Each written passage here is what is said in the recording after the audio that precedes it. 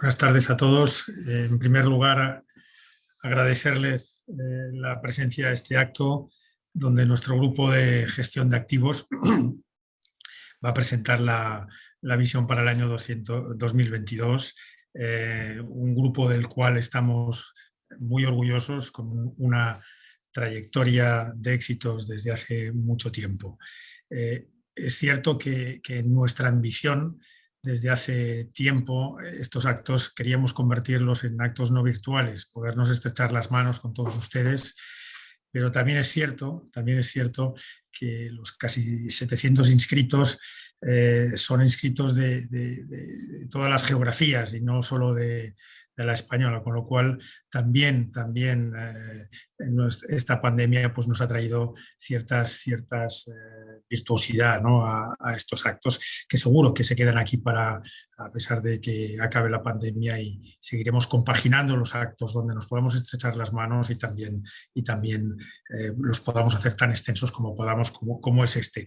Yo solo quería, como breve introducción, tratar dos puntos, un punto relativo al propio entorno que van a desarrollar, por supuesto, Jaume y su equipo. Sí es verdad que este año 2022 se presenta al inicio pues aparentemente algo más complicado que el año 21, donde los mercados, o la mayoría de mercados, pues tuvieron un año excelente. Tenemos incógnitas, tenemos inflación, tenemos tipos de interés, tenemos una geopolítica pues en algunas partes del mundo algo complicada, pues China, Taiwán, que sí, Ucrania. Es verdad que vamos a seguir expuestos probablemente a los vaivenes de la pandemia. Ahí nos preocupa pues esa gestión heterogénea de las ayudas públicas, no medida adecuadamente por algunos gobiernos también, los problemas en la industria que estamos aún viendo en cuanto a cuellos de botella y otros impactos, yo diría sociales, como ha sido el ensanchamiento de la desigualdad a lo largo de esta crisis, y los problemas que está llevando incluso al mundo empresarial y a la propiciación de ciertas crisis políticas también, y eso es algo que verán muy desarrollado en la cuestión, pues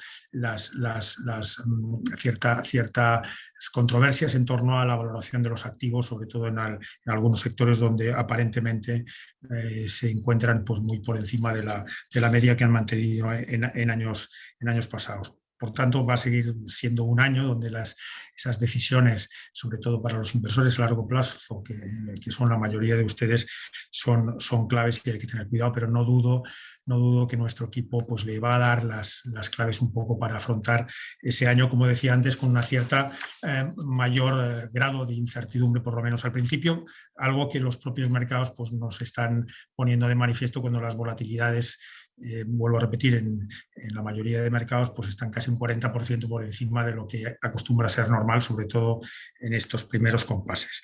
Yo creo que van a tener solución a todo ello. Yo creo que hay que ser muy optimista, porque en años como este es donde se presentan también muchas oportunidades.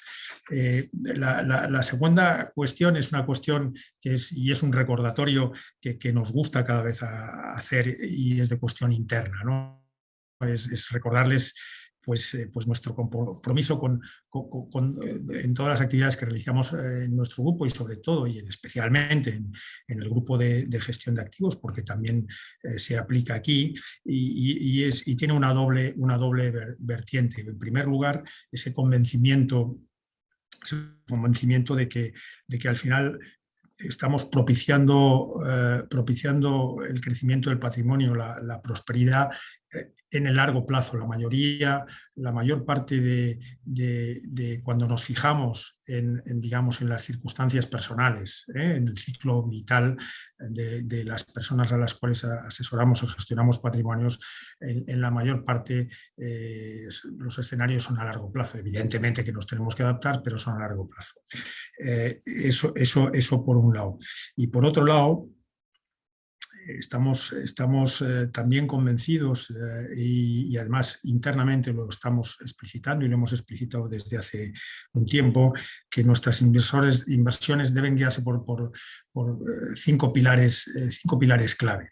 Uno, desde luego, es el encontrar compañías y encontrar entornos donde exista un sentido del propósito, digamos, elevado y digno, y que además sea compartido por los empleados de las compañías y también no solo compartido, sino asumido por clientes y por su propio entorno.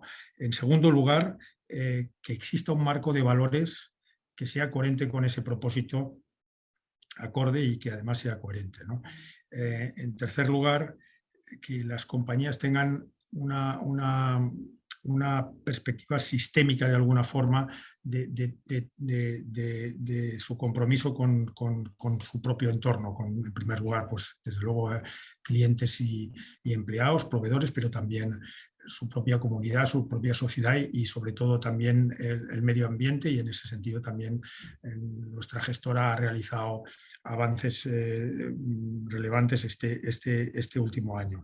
Hay un cuarto que es obvio y me consta que los miembros de nuestra gestora ponen especial énfasis en él, que es la constatación de un liderazgo consciente en las compañías, un liderazgo que esté al servicio realmente del propósito y de su propio equipo, y que, como cualquier líder consciente de verdad, pues equilibre adecuadamente la humildad con la ambición, algo que es clave en el liderazgo del siglo XXI y más allá. Y por último, obviamente, que estén explícitas y estructuradas estrategias de negocio conscientes y coherentes con todo lo anterior, ¿no? Esa es nuestra convicción desde hace tiempo. Guía nuestras inversiones, pero también guía el modelo de compañía al que estamos yendo. Ahora mismo, probablemente digan esto está de moda, hay quien llama esto capitalismo de stakeholders o negocios conscientes o capitalismo consciente, pero en realidad es algo que hemos asumido desde el punto de vista de nuestra propia compañía, en nuestra gestión interna y también en la gestión que nos guían las inversiones. Pero como todo, no solo son convicciones, que lo son también, sino hay una clara manifestación y demostración que las compañías que se conducen de la forma que les he comentado, con esos 5 pilares, son aquellas compañías que duran a lo largo del tiempo, y eso es relevante porque nuestra visión es una visión de largo plazo. Por tanto, necesitamos que sean compañías que tengan una perspectiva de largo plazo y además, y recientes estudios algo más sofisticados nos lo están confirmando, son compañías que ofrecen unos retornos para sus inversores muy superiores a la media de los mercados. Por lo tanto, esa convicción nuestra de largo plazo se manifiesta en esto. Son esas dos acepciones, la acepción desde el punto de vista de la persona, que era la primera a la que me he referido, y la segunda acepción desde el punto de vista, si me permiten, de la propia sociedad o del funcionamiento de las compañías, son las que se insertan en el escueto enunciado de nuestro propósito, que habrán visto reflejado pues, en las diapositivas que veían al principio, y que me permito recordarles cómo nos recordamos dentro de la compañía una y otra vez, muy a menudo. Nuestro propósito consiste en cultivar la prosperidad a través de la inversión consciente, entendiendo esas dos acepciones que acabo de comentar como inversión consciente. Y no quiero dejar de mi pequeña introducción sin mencionar algo importante. Ese propósito no es algo que nos hayamos inventado o hayamos tomado de una tendencia. Es un propósito que los que estamos aquí firmemente creemos que está destilado muy claramente de la trayectoria de la compañía, y especialmente de su fundadora, que lleva muchos años desde que fundó el grupo, con una trayectoria clara que tiene como base esos valores, ¿no? María Ángeles, nuestra presidenta María Ángeles Valve, y que esperemos que ese propósito les acompañe, y va a ser el propósito de todos los que formamos la compañía, pues a lo largo del viaje que ustedes realicen con nosotros. Sin más, y esperando que el acto, o con el convencimiento de que el acto les va a ser de utilidad para afrontar este año 22, y volviéndoles a agradecer, por supuesto, su presencia aquí, paso la palabra a Jaume, nuestro director general y CEO y director de inversiones de la gestora, y a todo su equipo. Muchas gracias, Enrique. Bueno, agradecerles a todos ustedes una vez más estar con nosotros esta tarde-noche. Aunque, bueno, aunque no sea en el auditorio AXA, la verdad es que lo importante es que la tecnología nos permita estar en contacto. Al final, lo realmente importante es que a ustedes les podamos comunicar cómo gestionamos el dinero. Intentamos hacer crecer lo máximo posible, en la medida de lo posible, el dinero que, digamos, tanto familias como instituciones nos confían, ¿no? Y dicho sea de paso, agradecerles muchísimo su confianza, porque ahora estamos gestionando el máximo patrimonio que nunca hemos gestionado antes, con lo cual no podemos más que reiterarles nuestra más tremenda agradecimiento. Dicho esto, vamos a ver cómo están los mercados. Los mercados al final, ustedes verán que de la O a la I, es decir, de la O de Omicron, del virus, estamos pasando a la I de inflación. El virus, habrán ustedes tenido en cuenta que, aunque socialmente es muy importante, los mercados bursátiles el año pasado apenas lo han cotizado. Veremos por qué. De la O, luego veremos por qué en la O he puesto esta imagen de un musical de Londres, ¿de acuerdo? Pero vamos a la I, ¿de acuerdo? A la I es la inflación, un fenómeno que ha surgido durante todo el año pasado y de una importancia capital en cualquier gestión de inversiones, ¿no? La I, bueno, les he puesto aquí una frase de las muchas para los que le guste el género de la, digamos, ciencia ficción, el mítico Dune de 1965, el libro. De las muchas frases que hay interesantes, hay una que dice la reverenda madre a Jessica, y le dice: veo en el futuro lo que he visto en el pasado. La inflación no es nada nuevo, es algo que ya la hemos visto, ya la hemos vivido, con lo cual tenemos que tener en cuenta mucho todo lo vivido para saber analizar, digamos, esta situación. Dicho esto, vamos a ver, la primera cosa que llama muchísimo la atención es que el PIB del año 21 ya supera el PIB del año 19. Es decir, a nivel mundial, aunque hubo muchas revisiones de cuánto iba a crecer, lo cierto es que al final, en el año 20, el PIB cayó un 3,1% y en el año 21 el mundo ha subido un 5,9%. Entonces, el global del mundo está por encima de donde estaba antes de aquel momento. No es cierto en todos los países, no es el caso español todavía, por ejemplo, pero a nivel mundial así es. Esto es una vuelta en V absolutamente espectacular.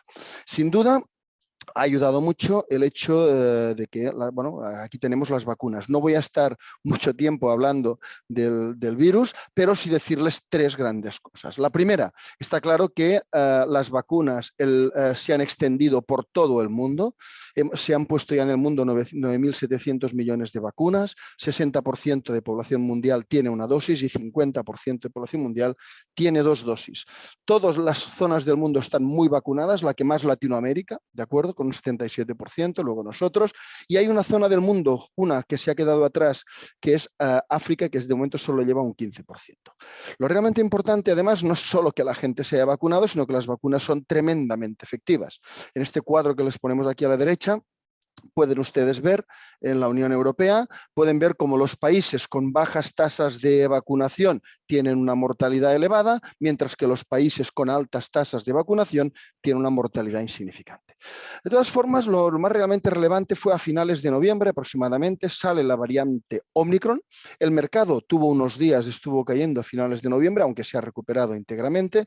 Y es muy curioso, ¿no? Porque al final, les voy a comentar, lo que ha sucedido es lo que los primeros que lo vieron, que fue Sudáfrica, ya los primeros días de diciembre ya dieron unas pautas y esas pautas se han cumplido en todo el mundo, ¿de acuerdo? Entonces, ¿cuál es la situación? Bueno, primero, todos los virus mutan, perfecto. Las mutaciones pueden ser a más gravedad o a menos gravedad, pero los virus tienen un comportamiento darwiniano, es decir, de todas las mutaciones que hay, suelen imponerse las que son menos graves y más transmisibles, ¿de acuerdo? ¿Por qué? A ver, el virus no quiere, su misión no es es matar a los portadores, sino que su misión es sobrevivir ellos, ¿no? Entonces, esta es la pauta, es decir, que haya una mutación es normal y que sea una mutación a más leve y más transmisible es normal. Y lo dijeron desde el momento cero, ¿no?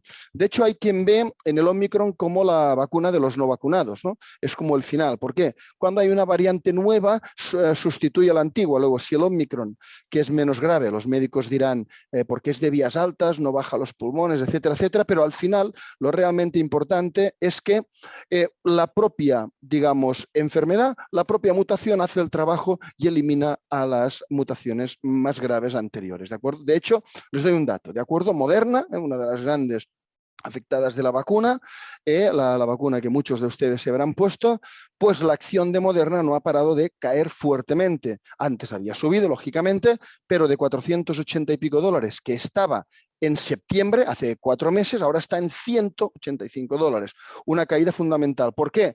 Porque si el virus hace el trabajo, las vacunas son mucho menos necesarias, ¿no? De hecho, aunque no les quiero responder esta pregunta, pero si ustedes tienen ocasión y tienen a conocidos cercanos o alguien que puede proporcionarles esta información, pregúntense solo cuántos Omicron están en las UCI, ¿de acuerdo? Y van a ver un poco de lo que les hablo. En fin, nada nuevo, los sudafricanos lo dijeron enseguida y por eso el mercado durante el año pasado hizo un caso omiso, digamos, de todo lo que es las variantes y las diferentes olas y sigue en esta situación. Vamos a magnitudes económicas. Número 1, hay una cosa que es irrefutable, ¿de acuerdo? Que esta es, pueden ver en este gráfico la cantidad de dinero, lo que llamamos oferta monetaria. Esto es dinero en manos del público, que es, aparte de billetes y monedas, son cuentas corrientes y depósitos bancarios a corto plazo. Bien, ¿qué pueden ver? Bueno, en Estados Unidos la cantidad de dinero iba subiendo y de golpe, antes del virus, en febrero del 20, ¿qué pasa? Que se ha disparado y hoy hay un 38% más de dinero del que había antes del virus. En la zona euro observamos lo mismo, en euros ha subido un 16%, una senda de crecimiento y un salto, ¿de acuerdo? Luego, la cantidad de dinero ha crecido mucho. Y ustedes pueden decir, bueno, ¿y eso por qué es importante? Vamos a ver, les recuerdo un tema, ustedes lo saben, cualquier bien, si de ese bien hay mucho, su precio cae, ¿de acuerdo? Bien, si ustedes ven que hay mucho dinero, lo normal es que el valor de ese dinero caiga y la forma que tiene el dinero de caer en valor es la inflación, el no poder comprar lo mismo con el dinero que teníamos. Con lo cual, las magnitudes económicas siempre han observado una gran relación entre inflación y oferta monetaria. Por eso este punto es tremendamente importante.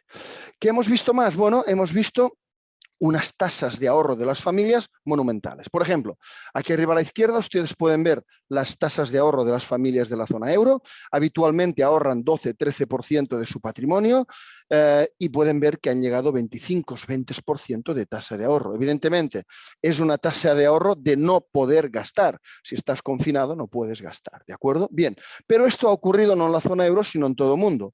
Pueden ver ustedes aquí en gris abajo las familias americanas. Habitualmente ellos ahorran menos, 6-7% de su ingreso familiar, pero fíjense que han llegado a ahorrar 30 y 25%. Pero es que incluso las familias japonesas, que ahorran más del 20% de sus ingresos familiares, han llegado al 35%. Esto ha conducido a que hay un exceso de ahorro en todo el mundo que es monumental. En España es muy importante, en términos de PIB es demoledor, ¿de acuerdo? En Francia, en Italia, pero sobre todo hay algo que llama la atención, que son los países anglosajones. Países como Australia, Canadá, Estados Unidos e Inglaterra o Reino Unido tienen muchísimo más ahorro excedente que el resto. Esto tiene un impacto en divisas, ¿de acuerdo? Los países que más ahorro tienen excedentes, más inflación van a tener. Los países que más inflación van a tener, más van a subir antes los tipos de interés. Y si suben antes los tipos de interés, estas divisas tienden a subir, a repreciarse. Otra cosa es lo que ocurre después una vez los tipos ya estén en su sitio. Y ahí estamos. Por eso nosotros tenemos muchos dólares, libras, etcétera, etcétera, en nuestros fondos. ¿De acuerdo? Bien, dicho esto, vamos a lo que ha sido la gran sorpresa del año para los organismos oficiales. Bien, si no, vamos a un año atrás, en enero del año pasado, el Fondo Monetario Internacional hizo una previsión de qué inflación iban a tener las economías avanzadas del mundo. Y fíjense que la vacuna ya hacía 2 meses que estaba en funcionamiento, ¿de acuerdo? Pues bien, dijeron que iban a ser una inflación del 1,3%. Si miramos, estos son los países del G8, 8, 7, 5, 4 en IPC, pueden ver incluso la subyacente, sin precios de energía, 8, 5, 3, 2, y pueden ver en esta columna de la derecha la de los precios de producción industriales, 17, 15 y 19. Evidentemente, esto no estaba en las previsiones de ningún organismo oficial. Bien, vamos a ver qué ha pasado. En la curva, aquí en la derecha tienen ustedes el índice de las materias primas, el índice CRB, que las engloba todas, y pueden ver que antes del virus estaba en 400, cayó y ahora está en 578. Es decir, las materias primas hoy son aproximadamente un 45% superiores en precio a lo que eran el año antes del virus. Ya no les hablo de fletes de contenedores, donde se pagaban 2.000, se pagan 13.000. Ya no les hablo de las demoras de entregas. Quien quiere un coche va a tener que esperarse. Quien quiere un camión aún va a tener, nuevo va a tener que esperarse más. Ustedes saben las demoras que hay. Hay quien dice, esta subida tan fuerte de materias primas es insostenible. Yo les doy un dato. Desde que existe este índice, de acuerdo, que hace más de 40 años, la tasa media de subida de materias primas en estos niveles es de un 2% anual, ¿de acuerdo? Con lo cual podemos hablar mucho de si esto se ha agotado o no, pero lo veremos más adelante. Finalmente, pero hay una cosa que tenemos que tener clara, las restricciones no se han acabado. Los bienes están liberalizados, podemos comprar algo y como mucho nos vamos a tener que esperar para que nos lo entreguen, pero los servicios no están liberalizados. ¿Qué va a pasar cuando se liberalicen los servicios? Vamos a ello. Este es muy interesante, es un índice que elabora una de las facultades, la unidad de Oxford.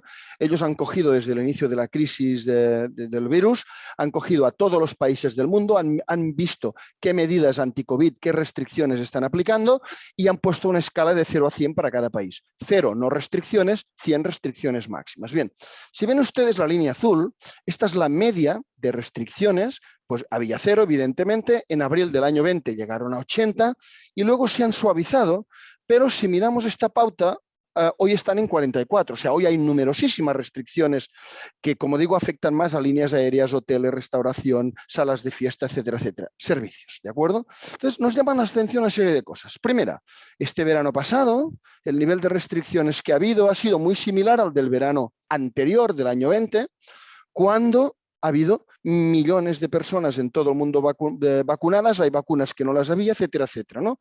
O sea, esto lo digo yo como reflexión, ahora entraremos a ello. Segundo, si en vez de ponderar a todos los países igualmente, los ponderamos por PIB, es decir, que pesa más el país más rico, vemos la línea roja y nos damos cuenta que los países más ricos tienen más restricciones que la media del mundo.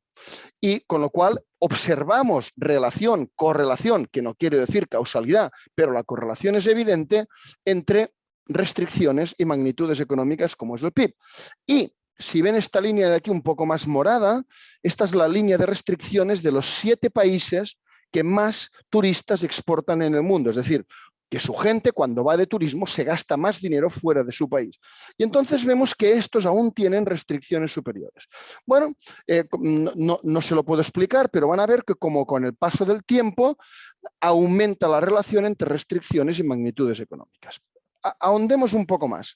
Esta línea de arriba es la diferencia entre la línea ponderada por PIB y la línea equiponderada. La interpretación muy sencilla. Si esta línea sube para arriba, es que los países con PIB aplican más restricciones. Y si baja para abajo es todo lo contrario. ¿Qué ocurre? Inicia la pandemia, los más ricos ponen restricciones, luego ponen restricciones el resto del mundo. Hay un momento que están equilibradas, todas lo mismo, pero desde ese momento la relación es creciente. Cuanto más pasa el tiempo, las medidas que se toman de restricciones COVID tienen más relación con magnitudes económicas. Y lo vemos en un ejemplo claro. Si ven aquí, nos vamos a mayo del 20, estos son los 7 países más exportadores de turistas del mundo, que más dinero se gastan fuera, por orden, China, Estados Unidos, Alemania.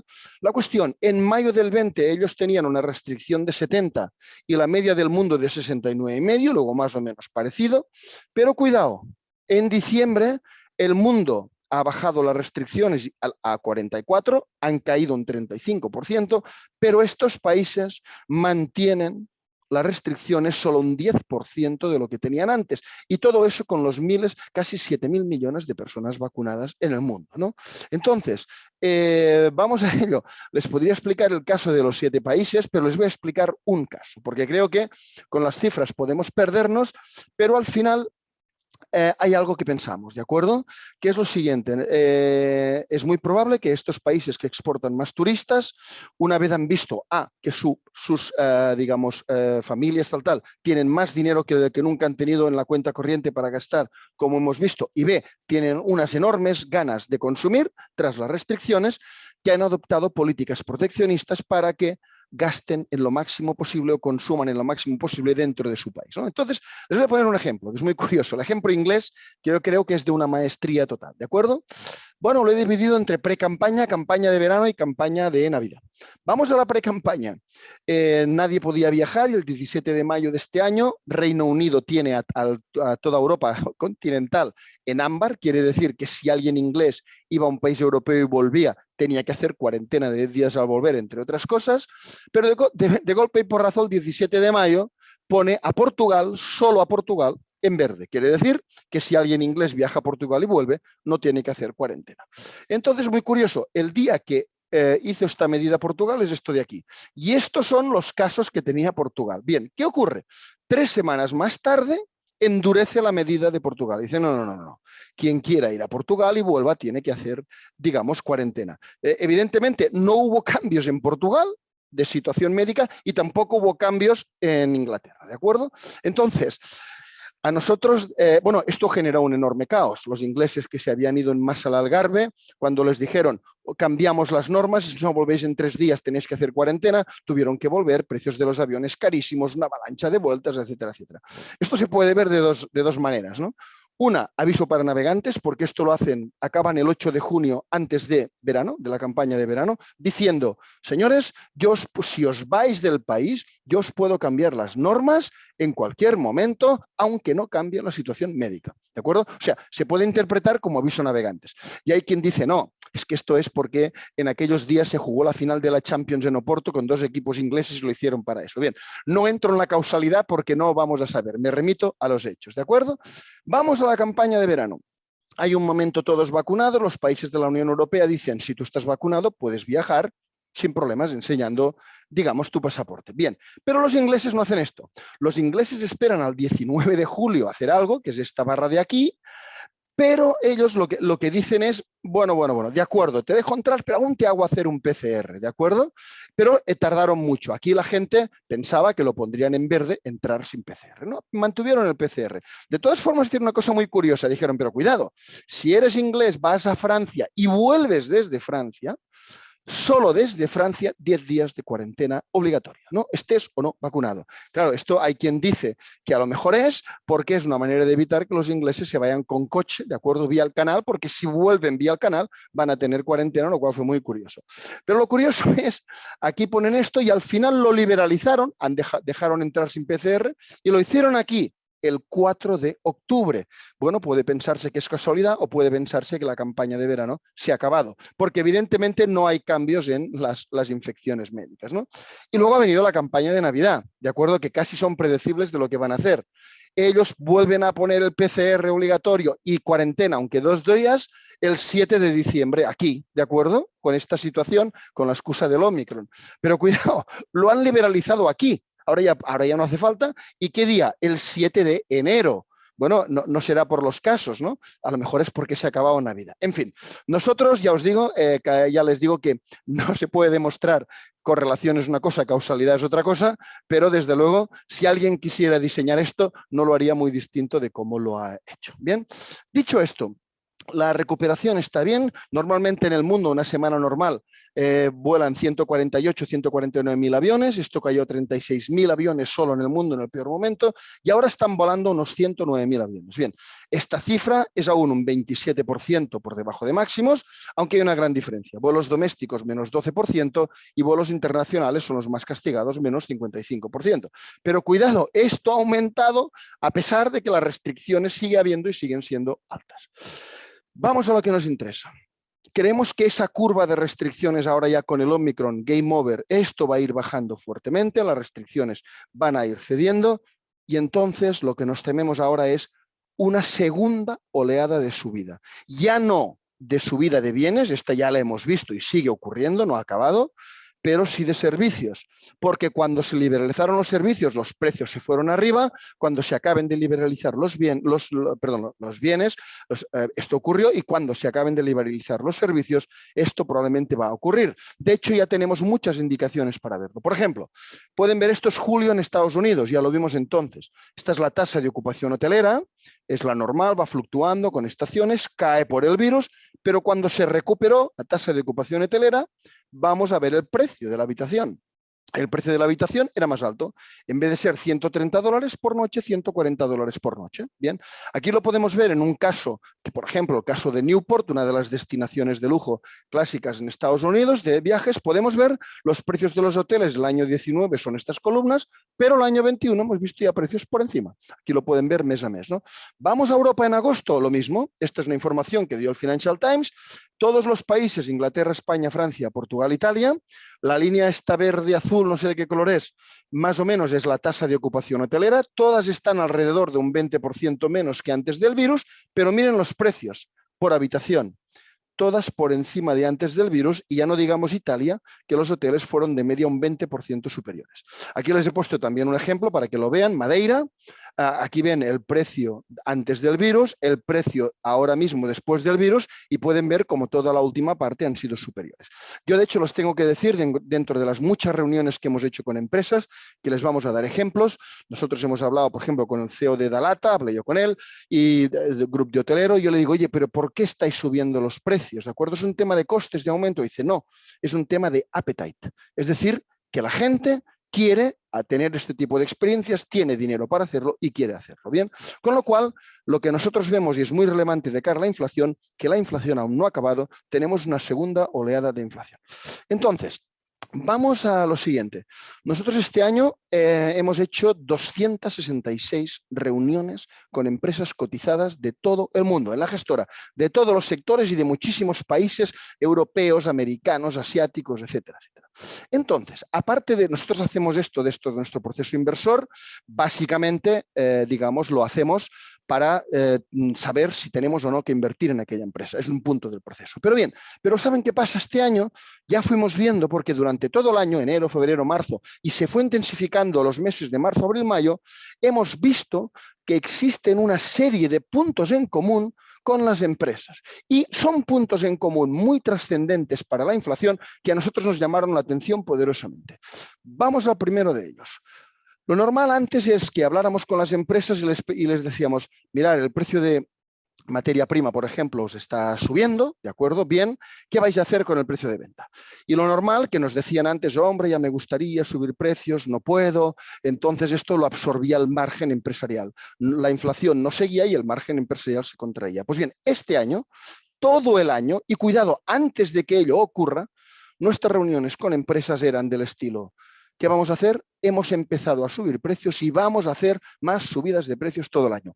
Fíjense que esta es una información que nosotros tenemos antes de que ocurra, ¿de acuerdo? Con anticipación a los índices de IPC que vienen después. O sea, lo que nosotros estamos viendo es que el margen empresarial no está actuando ya como un airbag antiinflacionista, ¿de acuerdo? Entonces, veámoslo con un par de ejemplos y para ello voy a ceder la palabra a miembros del equipo, a Jaume Rey. Adelante, Jaume. Gracias, Jaume. Voy a compartir la pantalla. Ahí. Bueno, pues una de las compañías que vimos el año pasado y que fue capaz de incrementar precios y de hecho considerablemente, alrededor de un 20%, fue Navigator. Para aquellos que no la conozcáis, Navigator pues es una de las productoras más grandes de papel del mundo, produce 1,6 millones de toneladas de papel, lo que viene más o menos a ser el 70% de las ventas de la compañía. Entonces, esta compañía el año pasado tuvo que hacer frente a una serie de incremento de costes importantes y aún así, como veis aquí en la tabla, fue capaz de incrementar los márgenes.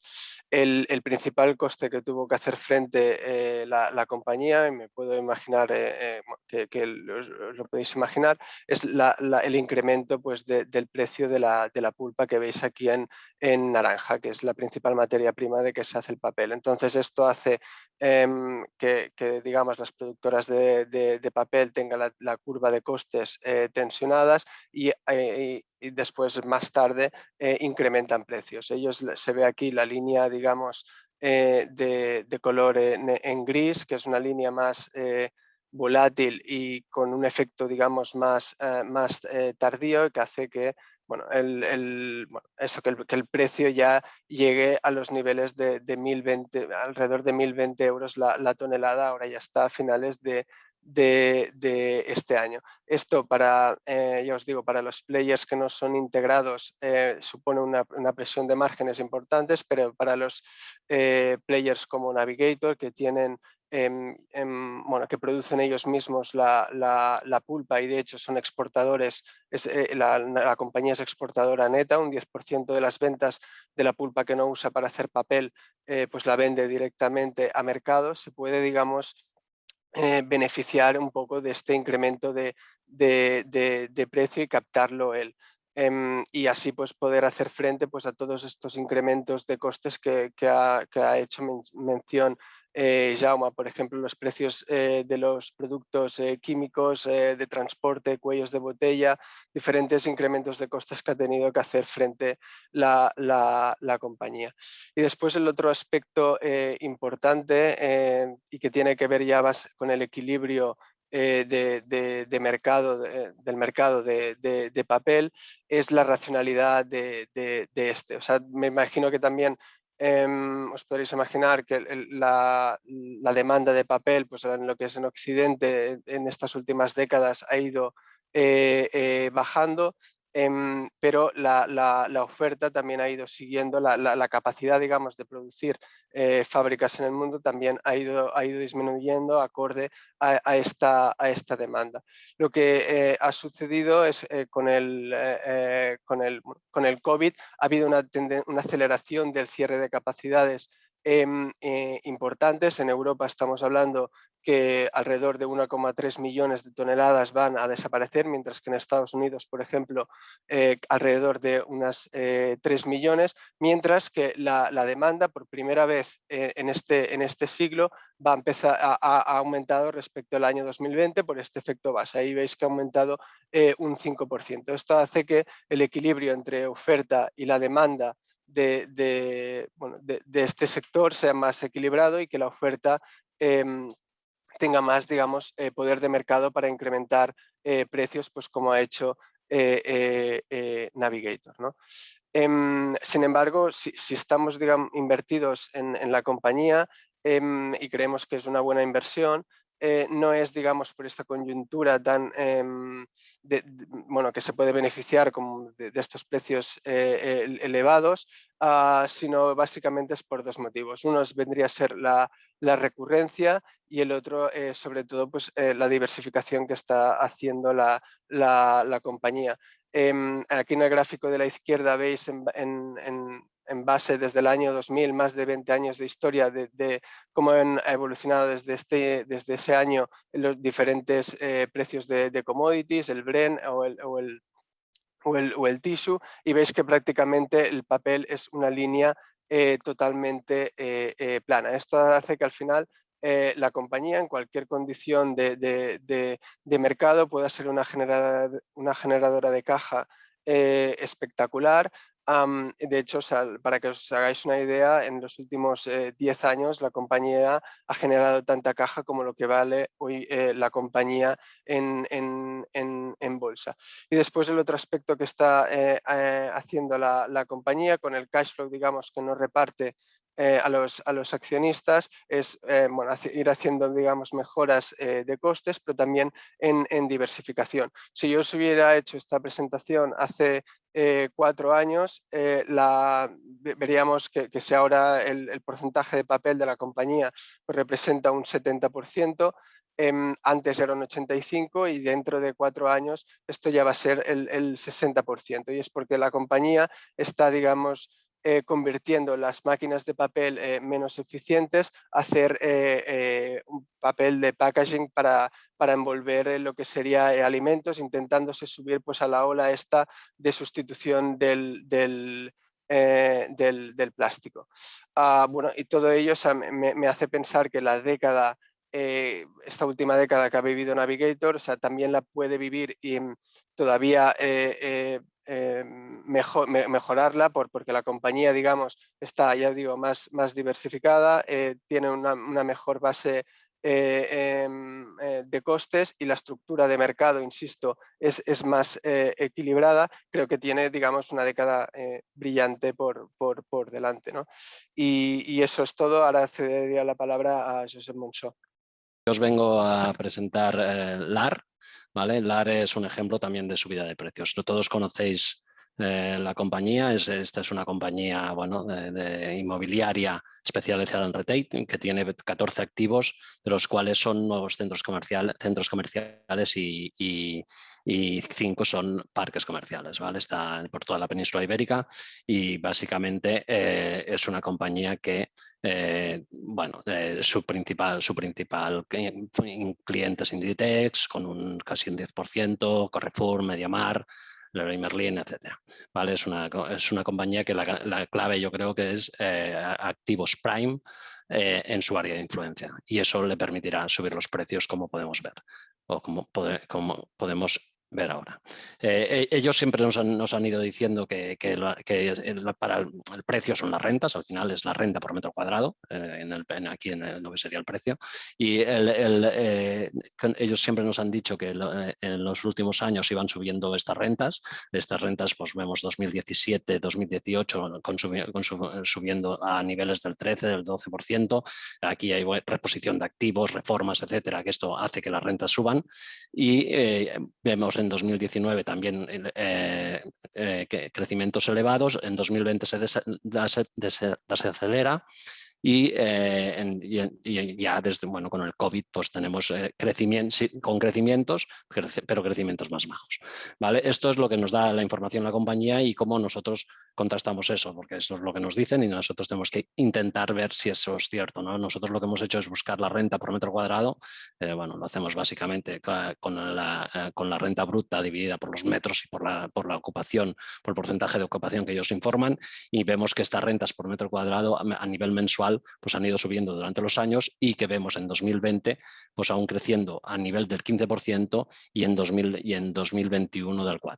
Por tanto, tenemos una compañía que, aunque ha desacelerado el crecimiento de rentas por metro cuadrado, sigue creciendo. Sí que hay un impacto COVID, eso está claro, es un impacto COVID por las bonificaciones que han dado o descuentos a los inquilinos por los tiempos que estuvieron cerrados, etcétera, etcétera. Esto se linealizará, como dicen ellos mismos, su impacto en los ingresos futuros durante el contrato y entre 6 y 7 años. Al final, este impacto de unos 30 millones de euros, que suponen un 32% de las rentas, viene a ser a una renta perpetua alrededor de un impacto COVID, que yo diría del valor de un 2%.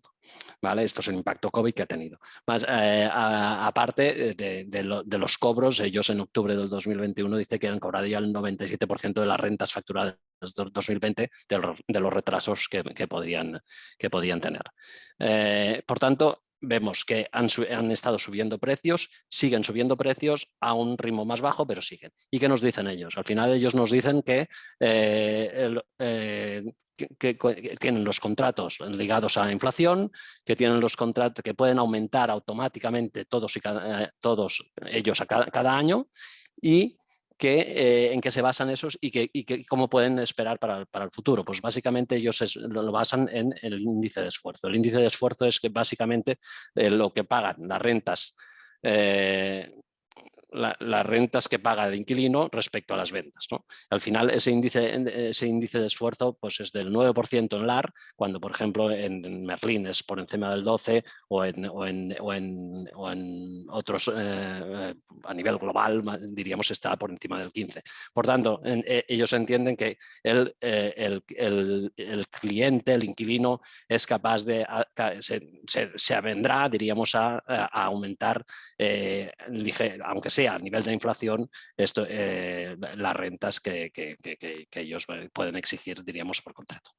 Por tanto, ahí vemos futuro. Por tanto, en este sentido vemos rentas al alza, al menos a nivel de inflación, veremos si pueden ser más altas o no, eso ya dependerá del valor que pueden añadir y la situación. Entonces, al final, solo esperamos en esta compañía retorno a cuál es el retorno a la situación pre-COVID. Esto vemos la evolución básicamente del espacio de alquiler, como bueno, que ya tienen casi otra vez al 100%, el número de visitas pues que cayó a niveles del 11%, pues estaría recuperados a niveles del 95% y por tanto tenemos una nueva afluencia de la gente a los centros comerciales, la ocupación sigue siendo alta, por tanto de los inquilinos, y los contratos están asegurados más de un 70% hasta 2024. Por tanto, visibilidad, que también nos da tranquilidad en eso, que han aprovechado también en esta tesitura, que esto también es una corriente muy general en las compañías en este periodo pasado, de estos años atrás, es refinanciación de deuda. Esta es la deuda que tenían a 2022-2023 a un tipo de casi del 2,9%, la han refinanciado a 2026, ¿vale? A un tipo fijo aún más bajo que el que tenían hasta ahora, 1,75%. Por tanto, tranquilidad en estructura de deuda cuando tienen un loan to value del 41%. Por tanto, tenemos esta compañía que sube precios, que entendemos que tiene esa capacidad, que ha creado valor desde que salió al mercado, creado valor a nivel de gap, creado a nivel de reposición de activos y de creación de activos, que este valor, el valor de estos activos solo ha caído un 6% desde el inicio del COVID. Eso significa la fortaleza de estas rentas, que los valoradores, los tasadores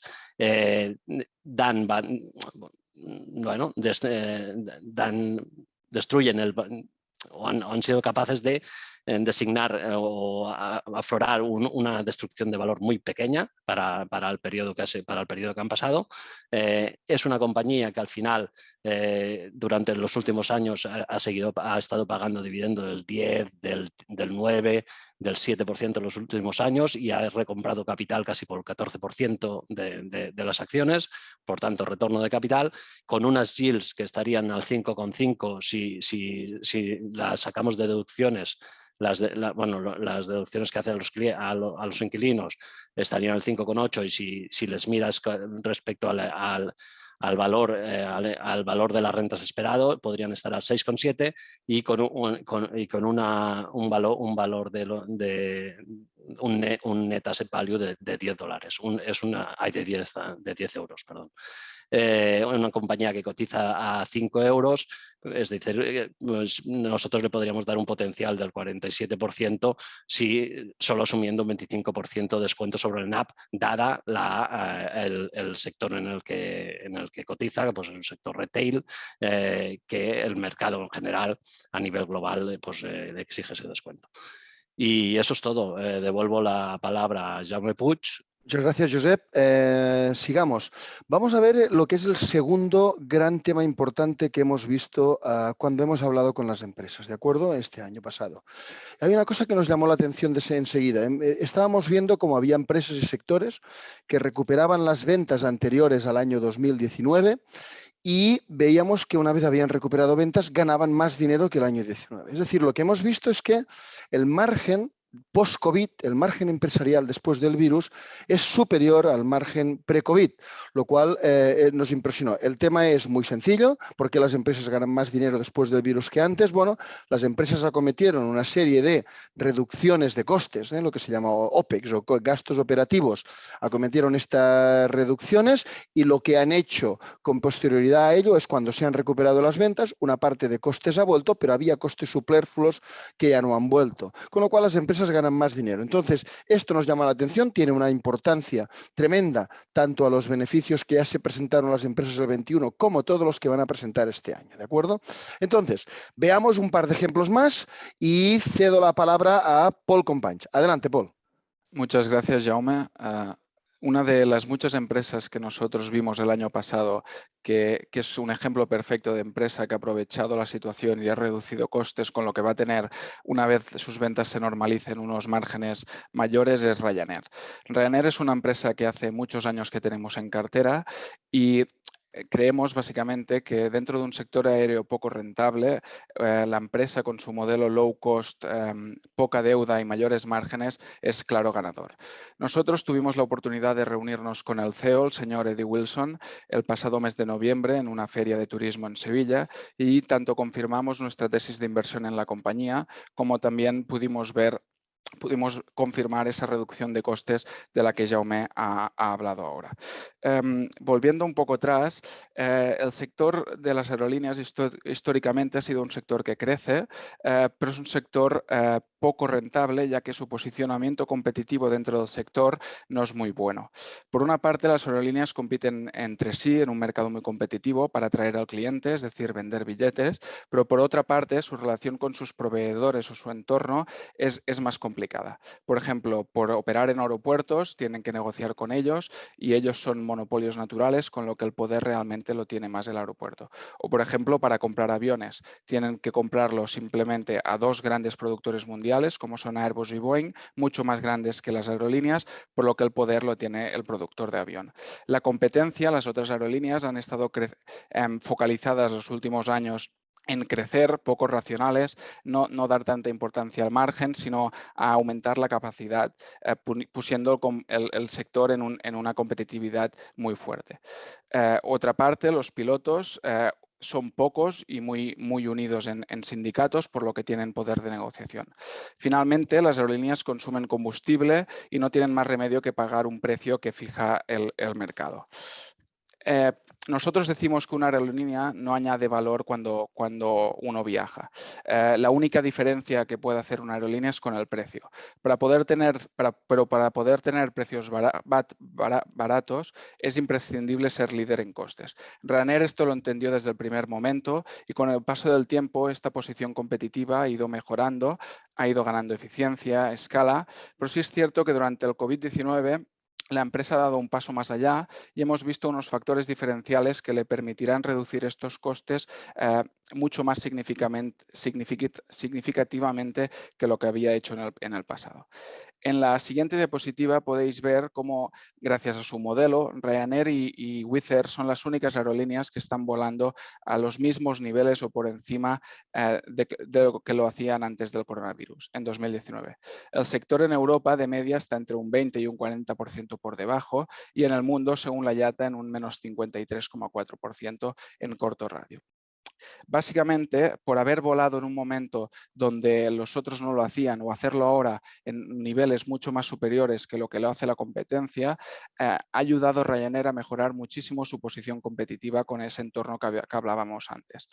Al final, cuando tú generas negocio en un momento donde los otros no lo hacen, esto es muy importante para unos proveedores como productores de aviones, pilotos o aeropuertos que han sufrido mucho la crisis del coronavirus. Hemos visto aerolíneas quebradas, hemos visto muchas ayudas gubernamentales para salvar a otras. Ryanair no solo no ha necesitado nada de esto, sino que ha aprovechado esta situación y ahora en un entorno inflacionista en costes, como estamos viendo en todas las partes de la economía, Ryanair ha conseguido bajarlos.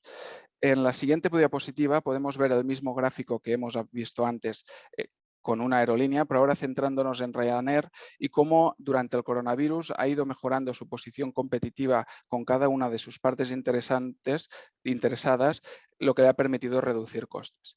Primero, en aeropuertos, por primera vez en su historia, Ryanair ha conseguido descuentos para operar en aeropuertos nórdicos. Estos aeropuertos están desesperados por atraer tráfico, ya que sus dos grandes aerolíneas de bandera, como son Norwegian y SAS, están teniendo muchos problemas. O seguramente el caso más importante de todos es su ejemplo en Londres. Ryanair en 2021 firmó un acuerdo con el aeropuerto de Londres Stansted con el que fijaba sus costes para operar allí con mucho descuento hasta 2028, mientras que a cambio de volar allí. Mientras que estamos viendo hace unas semanas o unos meses aeropuertos también de Londres como Heathrow o Gatwick anunciando subidas de tarifas de más del 10%. Esto es una ventaja competitiva muy fuerte que va a ir directamente a margen.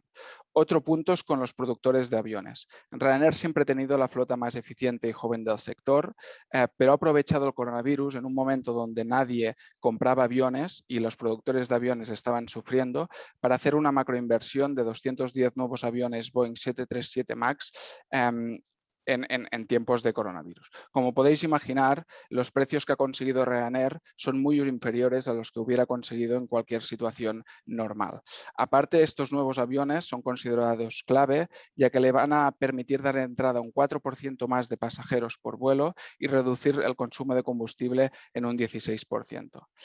Otro punto importante que hemos hablado anteriormente es la competencia. Las aerolíneas o el sector en general, no es el caso de Ryanair, está muy dañado. Hay mucha deuda, tienen algunas ayudas gubernamentales. El focus ya no va a ser en crecer tanto, sino que se prevé que la capacidad futura del sector, es decir, la oferta, y una vez normalizada el coronavirus, sin impacto de pandemia, sea un 20% inferior a los niveles de antes del virus. Con los pilotos es sencillo, menor competencia, menor posibilidades para los pilotos de ir a otro sitio. Ryanair había sufrido muchísimo en el pasado con pilotos que se iban a Norwegian porque pagaba más y ahora este no va a ser el caso, al menos según el CEO de Ryanair, durante los próximos 3-4 años. Y finalmente en combustible. Estamos viendo ahora precios del petróleo muy fuertes o subidas. Ryanair, por política histórica y por control de riesgos, siempre ha cubierto a 3-4 años vista entre el 70 y el 90% del coste del combustible, por lo que ahora esta subida de costes subida de precio del petróleo, disculpad, no le va a afectar tanto. Concluyendo, hasta ahora hemos hablado de cómo en un entorno inflacionista en general de la economía, Ryanair ha sido capaz de bajar los precios, pero otro punto muy importante a destacar es que una vez se normalice el virus, que se espera que sea en 2022, esta menor oferta futura del sector de un menos 20%, unido a una demanda que vemos que se recupere muy fuerte, va a provocar subidas de precios muy importantes en los precios de los billetes de avión. Según el CEO de Ryanair, como nos comentó en Sevilla, volar posterior al COVID será entre un 5 y un 10% más caro de lo que estábamos acostumbrados. Por lo tanto, Ryanair no solo se va a beneficiar de una subida de margen por la reducción de costes, por menores costes, sino que también por mayores ventas, ya que sus precios de venta serán mayores. Es una mejora de margen por doble vía. Cuantitativamente, el consenso espera que este margen post-COVID versus el margen pre-COVID sea de un 3% superior, el cual es muy significativo y tiene un efecto muy importante en la valoración futura de la empresa. Por todo esto, y terminando ya mi presentación, Ryanair es un claro ejemplo de una empresa que tenemos en cartera y aún con potencial fundamental, y un gran ejemplo de una empresa, como muchas otras, que han aprovechado el coronavirus para reducir costes, ganar eficiencia y mejorar sus márgenes a futuro. Con esto finalizo mi presentación y doy paso a Xavier Cebrián. Gracias, Paul. Buenas tardes. Otra compañía que podría mejorar sus márgenes es Meliá. Es líder mundial en hoteles de resort vacacional. Se fundó el año 56 por la familia Escarré. Actualmente cotiza en la bolsa española desde el año 96 y tiene una capitalización bursátil, un valor en bolsa de 1.400 millones de euros. Está presente en más de 40 países y no solamente opera con una marca, con Meliá, sino con 8 marcas de reconocido prestigio según el perfil de cada hotel.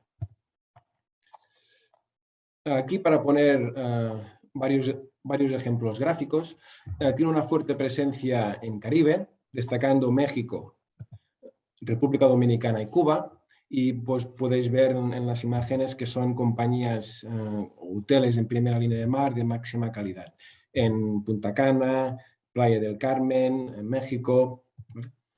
Luego, es una compañía que desde hace muchos años seguimos y solamente el año pasado hablamos con ellos 4 veces. Aquí el interlocutor es Pilar Dols, que es la directora financiera, y Stefan Baus, que es la persona encargada de relacionarse con los inversores. Ambos son excelentes profesionales y de largo plazo. Pilar está al cargo desde el año 2013 y Stefan desde el año 99. Bien, si nos fijamos, ¿por qué pensamos que tendrá un margen EBITDA superior post-COVID?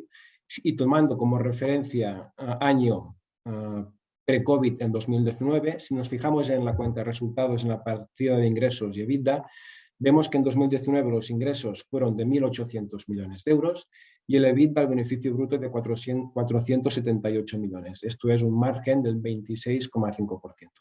Bien, el consenso de analistas, según Bloomberg, ve una mejora de ventas, pero no espera que se recuperen estos ingresos del 2019 hasta el 2024. Y pasa lo mismo en el EBITDA, que no espera que se recupere hasta el 2024.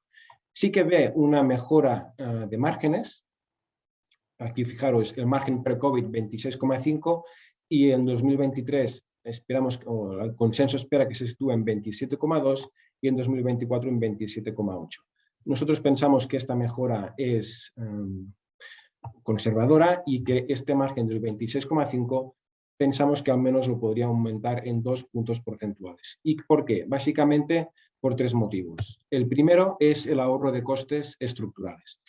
Con los hoteles cerrados por la pandemia, pues la compañía se replanteó qué procesos internos podría mejorar para no solamente en el front office, sino también en el back office. Esto es automatización de procesos, tema de facturas, tareas administrativas, el check-in, el check-out. También la unificación del sistema informático a nivel de grupo, la aceleración de la tecnología cloud, tema de reservas. Y aquí la palabra clave son estructurales. ¿Por qué? Porque una vez se recuperen los ingresos, estos costes sencillamente pues, no estarán. El segundo punto por lo que pensamos que va a mejorar márgenes es por el canal directo melia.com. Sabéis que cuando un cliente reserva una noche de hotel en Meliá, puede hacerlo de 2 formas, o bien yendo a una agencia de viajes o un tour operador, o bien yendo directamente a la compañía en melia.com o la app de Meliá. Bien, en 2019 los ingresos, las reservas directas a través del canal directo fueron el 32% de los ingresos. Ahora este porcentaje ha subido al 55%, pero pensamos que no es un porcentaje real, porque en este periodo pues, muchas agencias han estado cerradas. Pensamos que podría normalizarse una vez todo pues, se regularice en torno al 45 o 50%. Esto es superior al que tenía pre-COVID. Y esto tiene 2 consecuencias muy claras y positivas para la compañía. Una es una clara reducción de comisiones que pagan a los turoperadores. Aquí, para seguir con el ejemplo, cuando Meliá factura, por ejemplo, 100 euros a un cliente por una habitación, si el cliente ha hecho la reserva a través de melia.com, los 100 euros que ingresa Meliá van directamente a ellos. Pero si ha hecho la reserva a través de un tour operador, me lo invento, Booking, pues, y aquí tiene que pagar Meliá una comisión a Booking. Normalmente las comisiones están en torno al 20%. Es decir, los 100 euros que factura al cliente, 80 sería para Meliá y 20 euros pues, sería para el tour operador. Si hay menos reservas a través de turoperadores, pues Meliá paga menos comisiones y el margen aumenta. Y otro punto, otra consecuencia importante es el conocimiento que tiene del cliente. Si el cliente reserva directamente a través de melia.com, pues aquí tiene mucha información, sabe cuándo viaja, qué frecuencia, si viaja solo, si viaja acompañado, si tiene familia, si reserva desayuno. Y esto comercialmente es muy potente y puede ofrecerle ofertas, una serie de servicios que esto podría hacer incrementar la partida de ingresos. Y finalmente, el tercer motivo por qué pensamos que va a incrementar el margen es por la estrategia de crecimiento que está llevando a cabo la compañía. Bien, actualmente tiene 84.000 habitaciones. Sabéis que una habitación, un hotel, puede estar en varias modalidades, en propiedad, alquiler, gestión y franquicia. Actualmente el 14% de las habitaciones las tiene en propiedad. Esto es, pues Meliá invierte en el hotel y lo gestiona. Casi el 26% lo tiene en alquiler. Aquí el propietario del hotel no es Meliá, sino que Meliá lo gestiona y paga una renta al alquiler.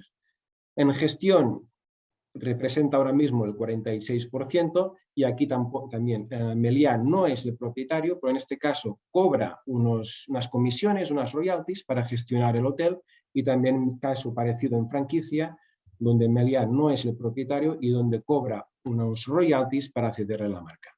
Bien, en el sector, en la industria, unos márgenes de EBITDA normalizados en un hotel en propiedad vienen a ser del orden del 30%. En alquiler bajarían a la mitad, más o menos un 15%, pero en gestión y en franquicia los márgenes son superiores al 50%. Bien, la estrategia de crecimiento de la compañía, aquí veis que en los próximos años va a abrir 50 nuevos hoteles, básicamente en la zona de Oriente Medio y Asia-Pacífico. Aquí estamos hablando de países como Tailandia, Filipinas, China, Vietnam, y especialmente en el sector de resort vacacional, donde ellos son fuertes. Estos 50 hoteles nuevos más o menos representan unas 12.000 habitaciones y fijaros dónde está focalizando el crecimiento. En gestión, básicamente todo en gestión, el 86% en gestión, es decir, en el segmento donde los márgenes son mayores.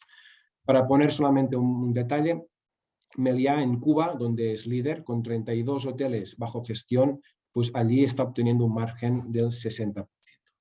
En conclusión, pensamos que hay una clara mejora en márgenes post pandemia. Nos gusta la compañía porque es un líder mundial en el segmento de resort vacacional.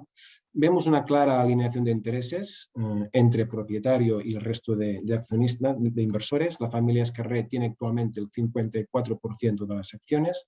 El equipo gestor es excelente y de visión de largo plazo. La deuda sí es exigente, pero manejable.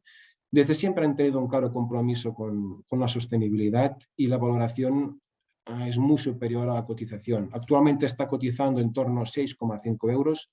Pensamos que no tiene ningún sentido que esté por debajo de 10 y en un entorno más normalizado, con una subida de márgenes conservadora, debería estar cotizando en torno a los 12-13 euros. Bien, termino mi presentación. Cedo la palabra a Jaume Puig. Muy bien, muchísimas gracias, Xavi. Bueno, hemos visto dos de los puntos que hemos encontrado en concreto para las empresas. Vamos a ver la enorme importancia que tienen y déjenme que les explique el tercer punto que hemos visto. Hemos visto una cosa muy curiosa que hacía muchísimo tiempo que no veíamos.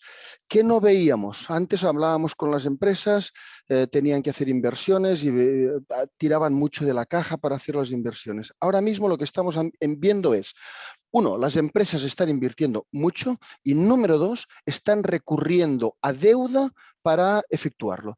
Alguien puede decir, bueno, ¿y esto tiene alguna incidencia tremenda en inflación? Les pongo un ejemplo. Cuando los bancos centrales dan a la máquina de hacer dinero, ustedes lo saben, lo único que determinan es su balance, ¿no? Y su balance tiene un tamaño y este tamaño se llama técnicamente base monetaria. Bien, ¿cuál es la diferencia? Lo que realmente impacta en la inflación no es esto, no es la base monetaria, es lo que se llama oferta monetaria, que es lo que hemos visto al principio, el dinero en manos del público. ¿Qué pasa? Si las familias y empresas devuelven créditos, la oferta monetaria baja. Y en cambio, si las familias y empresas piden créditos, sube.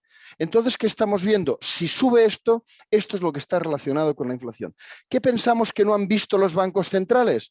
Ellos pensaban que seguirían devolviendo créditos. En cambio, familias y empresas han empezado a coger créditos. Esto se llama en términos técnicos que el multiplicador funciona. Esto es muy importante.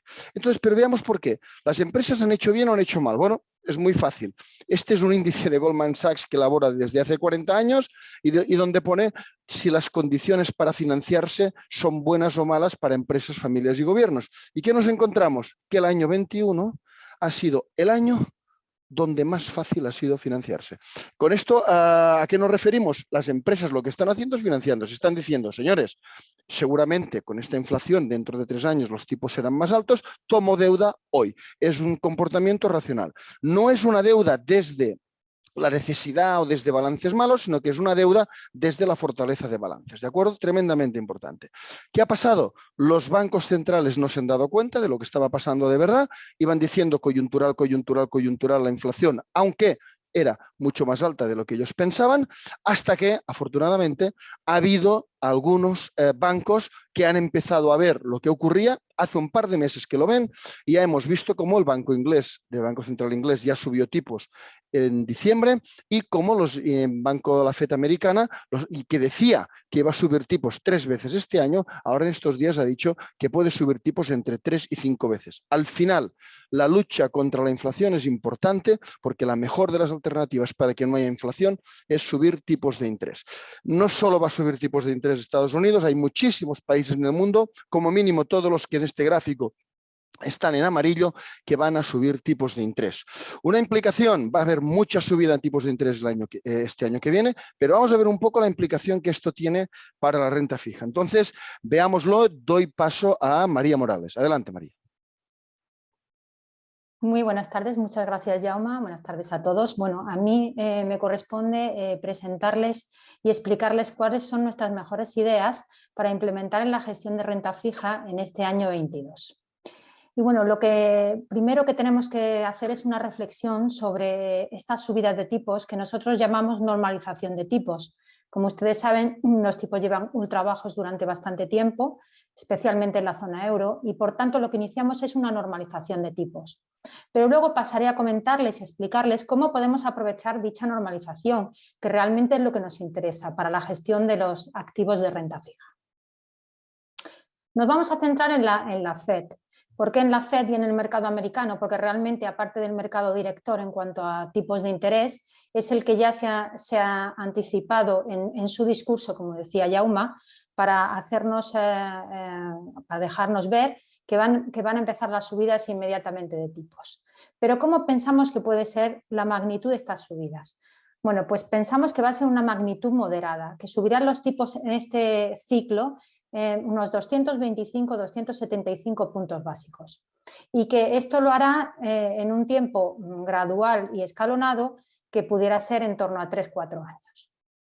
Si se fijan en el gráfico, la línea azul lo que tenemos es la media de proyección de los propios representantes de la Reserva Federal sobre cuáles van a ser los ritmos de subida de los tipos. Y si se fijan en la línea roja, esto es el mercado, es decir, la expectativa de los futuros sobre el tipo de intervención americano, que como ven está muy aparejado con lo que nos está comentando la FED, que va a ser el ritmo de subidas, es decir, el mercado ya está anticipando. Como ven, hemos pintado aquí, bueno, pues esperaríamos 4 subidas, 3-4 subidas para el año 22, otras 4 subidas para el año 23 y unas 2-3 subidas para el año 24, pero de manera muy paulatina, como podemos ver en el siguiente gráfico.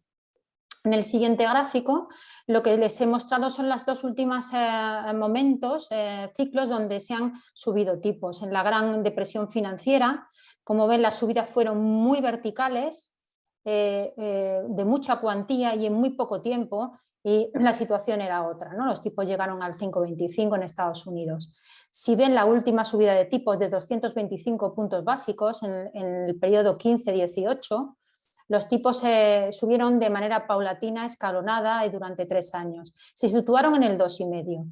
Y es aquí donde incidimos en la idea de que pensamos que este ciclo va a ser de alguna manera parecido a este anterior.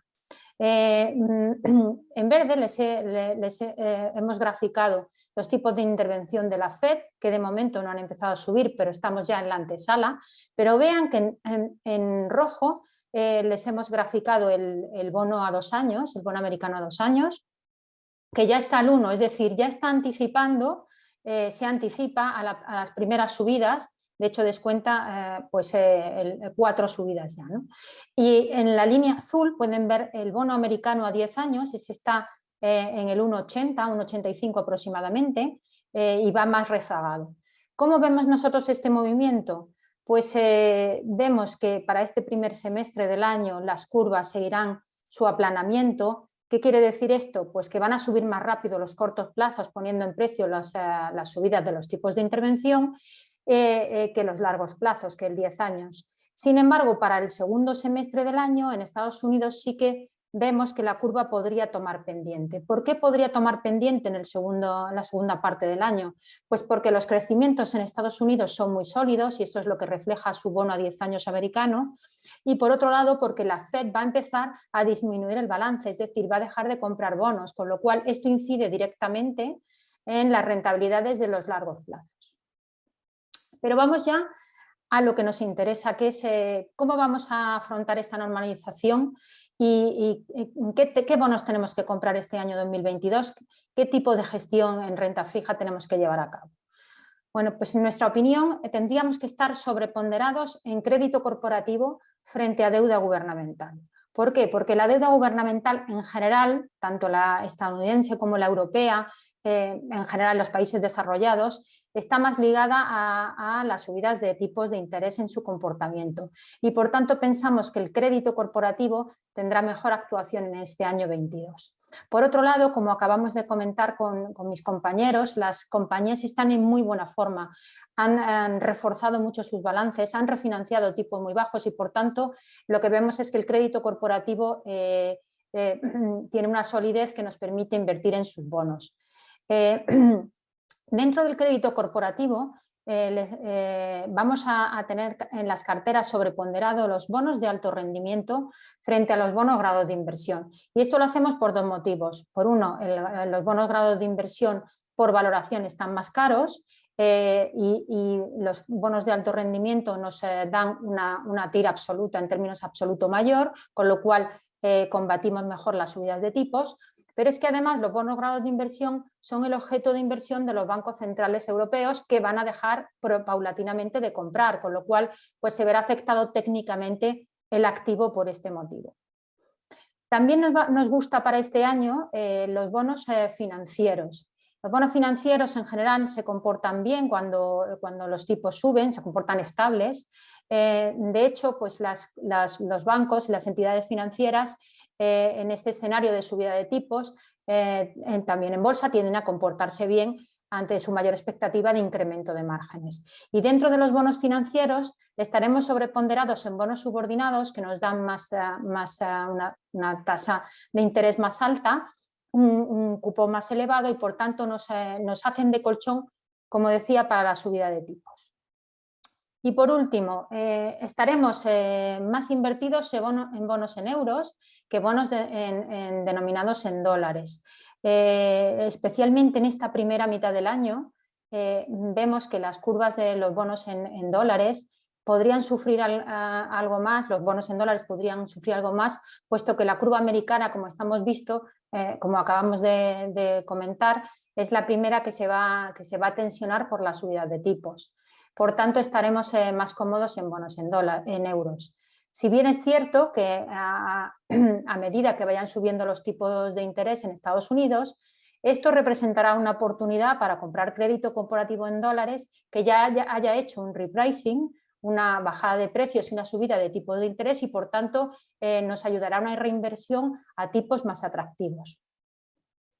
Este año, al igual que el año 21, es primordial el uso de herramientas flexibles de gestión que nos permitan modular la duración de las carteras de renta fija. Para empezar, nosotros apostamos este año por duraciones de carteras de renta fija moderadas y bajas. Y además esto lo apoyaremos mediante el uso de futuros y opciones. Los futuros y opciones este año se tornan una pieza clave para cubrir las duraciones, porque si somos capaces de cubrir las duraciones, reduciremos muchísimo la volatilidad en momentos de subidas de tipos. Pero es que además nos permiten una exposición corta o larga a distintos tramos de curvas de deuda gubernamental que, como les he explicado anteriormente, no es un activo en el que queramos estar invertidos de manera direccional, sino que o estructural, sino que queremos estar invertidos en tramos determinados y en momentos determinados. Por tanto, nos permitirán realizar estrategias de valor relativo entre distintas curvas. Y esto es lo que hemos usado en el año previo y vamos a usar en el año 22, por ejemplo, para estar vendidos de curva americana, pensando que esta curva se va a tensionar y que van a subir los tipos de interés de manera cercana, ¿no? Y ahora les voy a mostrar con un ejemplo tipos de activos que han funcionado bien el año anterior, pero que van a seguir funcionando en el año 22, se tornan también muy importantes, como no puede ser de otra manera. Son los bonos de cupón flotante. Los bonos de cupón flotante, como indica su nombre, referencian su cupón a un tipo de interés, Euribor, Libor, y van reseteando trimestralmente en función de estos tipos de interés. Como pueden hacerse una idea, si la expectativa es que los Euribores se mantengan y empiecen a subir, estos bonos cupón flotante van a ir aumentando su cupón, con lo cual pues van a ser un atractivo activo que podemos tener en este año. Les he traído un ejemplo, por ejemplo el bono portugués del Estado a 3 años ahora, el año pasado todavía era un bono a 4 años. Esto es el gráfico del comportamiento del precio del bono portugués en el año 21 y para que vean un poco qué ha ocurrido. En azul tenemos la gráfica del precio del bono cupón flotante que va reseteando con el Euribor y en rojo el gráfico del precio del bono cupón fijo. Bueno, pues en el año 2021 el bono cupón fijo nos ha devengado una pérdida de 0,75%, mientras que el bono cupón flotante nos ha dado un beneficio de 0,77%. Con lo cual, en términos absolutos, pues es comprensible que hubiera sido interesante estar en el cupón flotante, pero es que además una estrategia frente a otra, el no haber estado en una, haber estado en otra, nos supone un 1,5 de rentabilidad de uno frente a otro. Y también este año vamos a seguir teniendo en las carteras activo importante los bonos ligados a la inflación. Ya el año pasado estuvieron presentes en las estrategias y este año todavía pensamos que es un activo a tener y que va a dar beneficio. Los bonos ligados a la inflación nos van a ir devengando cupones y nominales que se van reseteando con la inflación actual. Y por tanto pueden ustedes entender que el año 21 con inflaciones subiendo pues estos bonos se han comportado muy bien. También esperamos este mismo movimiento para el año 22. Les he traído como ejemplo para que aprecien, por ejemplo, un bono del Estado español a 10 años. En la línea azul ven el bono con cupón nominal sin ligar a la inflación y en línea roja el mismo bono al mismo plazo 10 años con el bono con el cupón ligado a la inflación, cupón y nominal. Fíjense que en el año 21 el bono nominal nos ha reportado una pérdida del 4%, pero de haber estado o estando en el bono ligado a la inflación, habríamos ganado tanto por cupón como por la apreciación del activo, un 6%. Pues fíjense qué interesante el no estar en uno frente al otro. En una cartera de renta fija nos habría proporcionado un más 10%. Nos gusta estos bonos ligados a la inflación globales en general. Si bien hemos de decir que preferimos los bonos ligados a la inflación cubiertos de duración en curva dólar, porque como les he comentado previamente, las curvas en dólares van a tensionar y por tanto la duración nos iría en contra. Por tanto, y como conclusión, solamente comentarles que se torna muy importante la flexibilidad y la anticipación y el tener una adecuada selección de activos en la gestión de renta fija para este año 22. Y con esto cedo la palabra a Jaume Puig. Muy bien, muchas gracias María. Bueno, vamos a ver porque tenemos que concluir con conclusiones, ¿no? Y vamos a ir a ellas. Vamos por partes. Tenemos una inflación elevada, lo hemos visto. ¿Y cómo se comportan los mercados con inflación? Lo pueden ver en este gráfico de aquí. Las bolsas sacan su mejor rendimiento cuando los precios son estables. Estables, esto es entre un -1 y un +3%. ¿Qué ocurre? Ahora estamos en 5, 6, 7%. ¿Dónde estamos? En el peor escenario, que es con un IPC de más del 3%, es el peor de los mundos para las bolsas. ¿Qué ocurre? Sabemos que las inflaciones van a estar altas, primera ola de bienes, segunda ola de servicios, durante como mínimo unos 6, 7 meses más, y esperamos que en el segundo semestre del año que viene, digamos, se normalicen. ¿Qué es la ideal? Ver dónde se van a normalizar, y vamos a tardar meses. Durante meses no va a haber noticias al respecto. El tema es, nosotros pensamos que cuando se normalicen van a volver dentro del rango ideal, pero cuidado, dentro del rango ideal no es lo mismo que la inflación volviera al cero, alrededor del rango bajo, 0%, que alrededor del rango alto, 2%. Si volviera alrededor del rango bajo, no solo las bolsas lo seguirían haciendo bien, sino que las que mejor lo harían dentro de las bolsas son lo que llamamos negocios de contador y growth, ¿no? Negocios de contador, sencillo, es decir, renovables, utilities, inmobiliarios, ¿no? Y growth lo conocen, bueno, luego lo voy a explicar con un poco más de detalle, ¿no? En cambio, nosotros pensamos que se va a estabilizar la inflación en el rango bueno, pero alto, es decir, no superior al 3%. En esta situación, las empresas que lo hacen bien son completamente distintas. Son las que llamamos más cíclicas, léanse industriales, materias primas, turismo, etcétera, etcétera, y las value. Con lo cual, en estas empresas son en las que nos centramos las inversiones. Para quien tenga dudas de si la inflación se queda o no, o solo es el efecto del rebote del virus, o solo es el efecto, digamos, de las restricciones de oferta, no.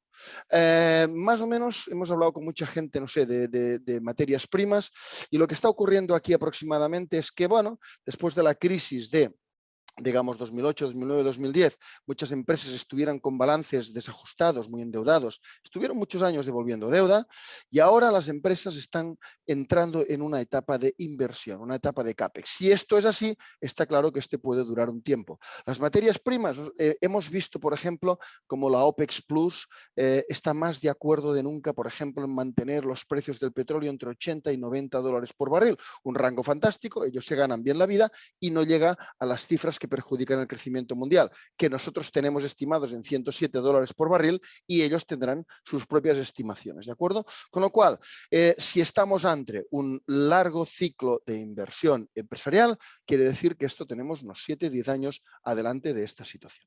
Entonces, vamos a ver lo que hemos visto. Hoy el mercado bursátil, dicen, ¿cómo está? ¿Barato o caro? Depende. A nosotros nos da una mitad muy cara y otra mitad muy barata. Entonces, la mitad muy cara a día de hoy es el growth, técnicamente visto, y la mitad muy barata es el value. Les doy algún ejemplo de un exceso growth que, como en otras ocasiones ya lo he comentado, voy a ir muy rápido, ¿de acuerdo? Bueno, esto es una empresa Zooplus que conozco personalmente al cofundador, a Cornelius Pat, el hombre informático a finales de los 90, cuando empieza Internet y la venta online, monta una tienda de venta online de comida de perros y gatos y complementos de mascotas, está 20 años sin ganar dinero, es decir, ganaba de media 1 millón de euros, 1 millón de euros, viene el virus, le ayuda a vender más, vende y vende más porque es un negocio de márgenes pequeñitos, no hay mucha ciencia en llevar, digamos, las marcas de terceros a tu casa, ¿de acuerdo? Pero llegó a ganar 21 millones de euros, bien. Pero ¿qué pasa? Bueno, de hecho, este año que venía no sube beneficios, ¿de acuerdo? Está más o menos parado ahí. Bien, la sorpresa no es que Cornelius haga esto, sino que han venido dos empresas de private equity, cuidado con los private equity, han tenido tanto dinero para invertir, hemos visto excesos de todos los colores. Bien, al pobre Cornelius han ofrecido, a esta empresa le han hecho una oferta y le han ofrecido ofertas en firme, 3.400 millones de euros por una empresa que en el mejor de los momentos ha ganado 20 millones, pongamos 30, que gane en los próximos años. Evidentemente, quiere decir con esto que hay un perfil de inversor que cuando está comprando empresas no está mirando lo que valen, si es barata o es cara, sino la única forma que tiene de ganar dinero es que venga alguien más y dentro de un tiempo, dado el exceso de dinero, le pague más tiempo, ¿no? Eso es muy peligroso. Nosotros solo compramos empresas que la inversión nos lo asegura la propia empresa, no que vamos a entregar el ramillete o la escoba a alguien que venga después. Esta es una. Yo, de hecho, a Cornelius le felicité. Congratulations, Cornelius, les has endosado un precio que la empresa está claro que no vale. Entonces eso tenemos que vigilar mucho, ¿no? El año pasado, fíjense ustedes, récord de salidas en bolsa, por ejemplo, en Estados Unidos, y fíjense, esta parte de aquí, la roja, son SPACs. Inversiones que alguien hace en una empresa que nadie sabe qué va a hacer. Es decir, ha llegado a unos despropósitos tremendos, ¿no? Afortunadamente, muchas de estas empresas que salieron el año pasado han tenido pérdidas muy importantes y parece que está el inversor más en modo realista. ¿Qué ocurre, sin embargo? Miren, yo sé que el mundo de los factores hay gente, incluso muy expertos, que no lo acaban de entender, que no lo ven. Yo lo voy a intentar explicar muy rápido, ¿de acuerdo? Factor es algo que hace que empresas distintas, de sectores distintas, se muevan en un momento dado igual, de forma igual. ¿Bien? Entonces, hay factores que todo el mundo entiende. Pequeña empresa, small, gran empresa, large. Eso todo el mundo entiende. Ahora, lo que está moviendo el mercado estos tiempos y este año ha sido espectacular, igual que el año pasado y que el otro, es el factor value growth. Le explico muy rápidamente lo que es. Mire, solo hace falta que ustedes vean en una empresa dos valores. ¿Cuánto vale contablemente? Hay unos libros contables, ahí te dicen cuánto vale la empresa y cuánto es su valor bursátil, ¿de acuerdo? Normalmente valor contable explica pasado y valor bursátil explica el futuro o intenta predecir el futuro. En las empresas value estos valores no están muy alejados, ¿de acuerdo? Por ejemplo, ArcelorMittal, número 1 del mundo de acero, bueno, pues el valor bursátil puede estar entre la mitad del contable y 2-3 veces el contable, pero no se asemeja más. Esto es value. ¿Qué es growth? No hay una diferencia absolutamente abismal entre el valor bursátil y el contable. Por ejemplo, Netflix, que lleva muchísimos años operando, valor contable pasado 11.000 millones, valor bursátil aquí en esta fecha valía 216.000 millones, 20 veces más. Mucha gente piensa que el factor value growth lo que indica es si una empresa que crece más o menos. No, esto no tiene nada que ver. Lo que está diciendo el factor value growth es lo siguiente. Las empresas que crezcan más se van a pagar más caras, normal, y las que crezcan menos, más baratas. Hasta ahí normal. Pero no estamos hablando de esto. Lo que expresa el factor value growth es el estado de ánimo de los inversores. Hay veces que los inversores están en modo realista y miran mucho las valoraciones de las empresas antes de comprarlas, y hay veces que están en modo lo que se llama, los anglosajones lo llaman castles in the air, castillos en el aire, que están dispuestos a pagar mucho por cualquier innovación. Entonces es un estado de ánimo. La pregunta es, ¿quién gana más dinero? ¿Gana más dinero el realista o el otro? Bueno, pues sencillo, tenemos muchos datos de casi 100 años en Estados Unidos. El que invierte en la última novedad, bueno, sí, ha ganado mucho dinero, de 1 a 8.700 en casi 100 años, que es una rentabilidad del 10%. Y el que invierte en base al value, al realismo, ha ganado mucho más, no tiene 8.700, tiene 94.000 y es un 12,96%. Esta diferencia, que es alrededor de un 2,8% del año, es el precio del realismo. A largo plazo, quien gana más dinero es siempre el value o siempre el que enfoca los mercados desde una óptica realista y no desde una óptica, digamos, de esperanza. Pero claro, ¿qué pasa además? Pasa una cosa muy importante, que es que los últimos años, estos son los años value y los años growth, si el value lo hace mejor que el growth, pero no siempre. Hay años value y hay años growth. Entonces, ¿qué ocurre? Pues ha habido años que 8 años seguidos el value lo ha hecho mejor, o 7 años seguidos, como 2000 a 2006. Pero veamos los últimos años, el growth lo ha hecho mejor. El growth ha tenido un ciclo de 7 años, de 2009 a 2015, el 16 no fue muy value, y uno último de 2017 a 2020. Entonces, venimos de un ciclo growth en el cual esto de, digamos, el castles in the air ha estado muy bien, ¿no? Pero vamos ahora a lo que realmente interesa. Porque lo que estamos viendo cada día del año pasado, y este año es espectacular, es lo siguiente. Cuando los tipos de interés suben, antes de la vacuna los tipos americanos estaban al 0,85 y en abril doblaron 1,72. Sí, cuando la economía se normaliza y va bien, el value sube mucho más que el growth, 16,5% más. Muy bien. Pero cuando los tipos de interés bajan, que pasó en la segunda fase del año pasado, de 1,72 a 1,51, el growth lo hace mejor que el value. Aquí pueden ver un 11% menos en estos 6 meses. Entonces, una cosa queda muy clara. ¿Cuál es el gran riesgo que tenemos a día de hoy? La inflación. La inflación es subida de tipos. ¿Quién está bien cubierto para el riesgo de inflación? El value. Entonces, ¿qué ha pasado este año? Bueno, hemos empezado el año pasado fue muy bueno para todos, los value, los growth, los mercados lo hicieron muy bien. ¿Y qué ha pasado en estas 3 escasas semanas que llevamos? Los tipos de interés han subido de 1,51 a 1,87, pero cuidado, el value ha subido un 4,92% y el growth ha caído 7% hoy más, ¿de acuerdo? Entonces, se ha generado una diferencia a favor del value del 11,80, pero cuidado con una cosa, cuidado con el cambio de signo. No es lo mismo que unos ganen dinero y los otros ganen un poco menos, a que unos ganen y otros pierdan. ¿Por qué? Esto lo hemos vivido en marzo de 2020. Normalmente las traslaciones de dinero de growth a value deberían durar 2-3 años, pero cuidado, cuando uno pierde dinero y el otro gana, se produce una presión y depende de la intensidad de la presión, nosotros hemos visto el gap cerrado en 6 meses, ¿de acuerdo? Entonces, esta es la situación muy importante. Nosotros muy contentos, esto lo vimos, ¿de acuerdo? Y lo hemos cogido muy bien todo esto, hemos empezado el año fantásticamente bien. Entonces, ¿qué estamos viendo en el mercado? Número uno, que proliferan lo que llamamos las inversiones de trend follower o momentum, los que compran lo que va subiendo, ¿de acuerdo? Que no miran la valoración. Si preguntan ustedes a un chico de 20 años, lo normal es que en cartera tenga Bitcoin, Teslas y Apple, y seguramente me voy a dejar alguna más, ¿de acuerdo? Bien, el trend follower y momentum es muy fácil de invertir. ¿Qué ocurre?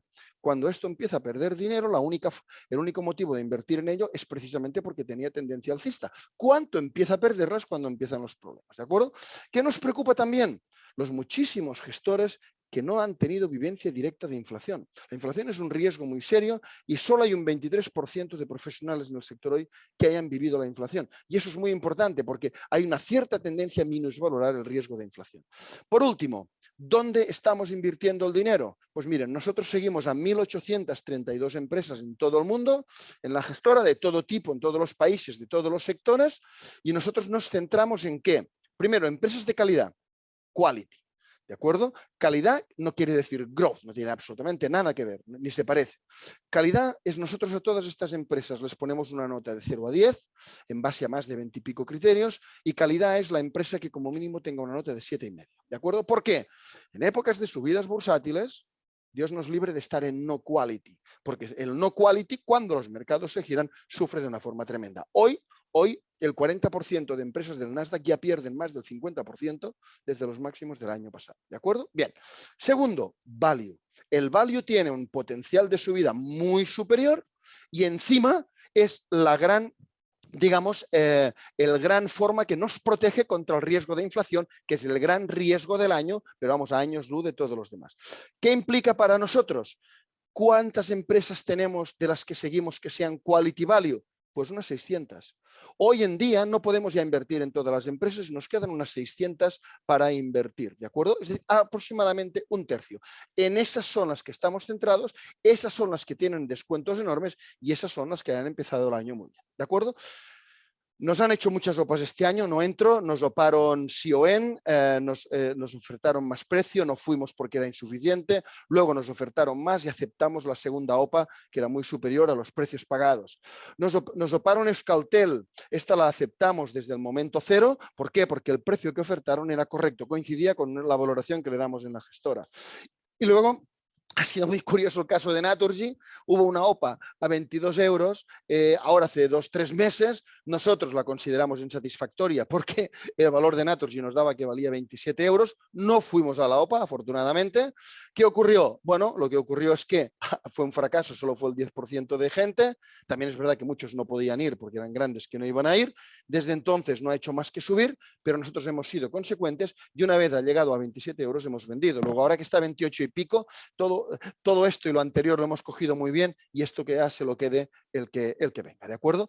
Decirles, tenemos un fondo que es el Small Caps, que resulta que lleva casi 2 OPAs por año desde el año 2003, hay años que nos han opado 4 empresas, años 2 y muy pocos años no nos han opado ninguna, que sepan que cuando nos han opado alguno de estos, los precios de que nos han pagado es muy superior al precio de cotización, ¿de acuerdo? Es un caso muy superior y se lo tengo que, digamos, que explicar. Rentabilidades, bueno, rentabilidades muy buenas el año pasado, llevamos muchos años y aquí lo pueden ustedes luego ver con todo detalle. Vamos a ver, es muy sencillo, nosotros, nuestro mejor fondo en todos estos 13-14 años ha sido el TFT, que ha dado casi un 13% de media cada año, anualizado, ¿de acuerdo? Y el peor, evidentemente, el de renta fija con un 0,55. Con nuestros fondos, entre estas horquillas a largo plazo, entre un 0,50 y este 13%, con nuestros fondos esa rentabilidad se llega. Si alguien quiere rentabilidades del 20%, cada año, es decir, en un año podemos hacer 40, 50. Yo me refiero en series muy largas de tiempo, evidentemente tiene que ir a otras cuestiones apalancadas. Alguien que haya decidido sencillamente tener todos nuestros fondos, diga, oye, voy a tener todos los fondos de estos señores, bueno, esto es lo que ha hecho una rentabilidad de cerca del 7% TAE anual, por supuesto, rentabilidad neta.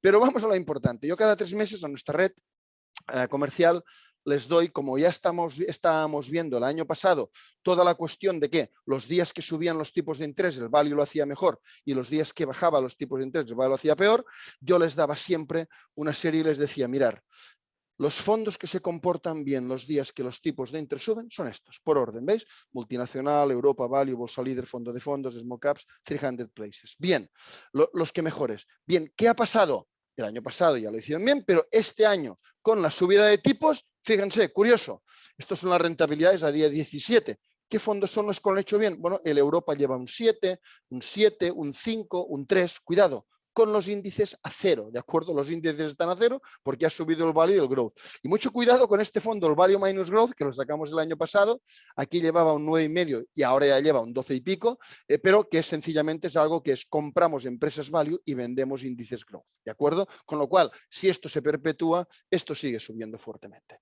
Dicho esto, comentarles lo siguiente, otro fondo con un enorme potencial es el 300 Places, el turístico, es el fondo, nuestro fondo mayor, lo gestionamos en España, lo gestionamos en Japón, y tanto en Japón como en España se ha disparado el volumen y cuidado, esto es un fondo que había dado alrededor de un 10% hasta que viene el virus y una vez vino el virus cayó, sin duda. Aquí nosotros hicimos el 30 de septiembre del 20, una estimación de dónde podía estar analizando empresa a empresa todas las que están dentro y nos daba, por ejemplo, aquí, esto es lo que esperaba el consenso, 30 de septiembre del 20, no había salido la vacuna. Esto era pensando en la parte de amarilla de abajo, que nunca se iba a recuperar el turismo y esto es lo que pensamos nosotros. ¿Qué ha ocurrido? Bueno, el fondo ha subido fortísimamente, sin duda, pero ¿saben qué pasa?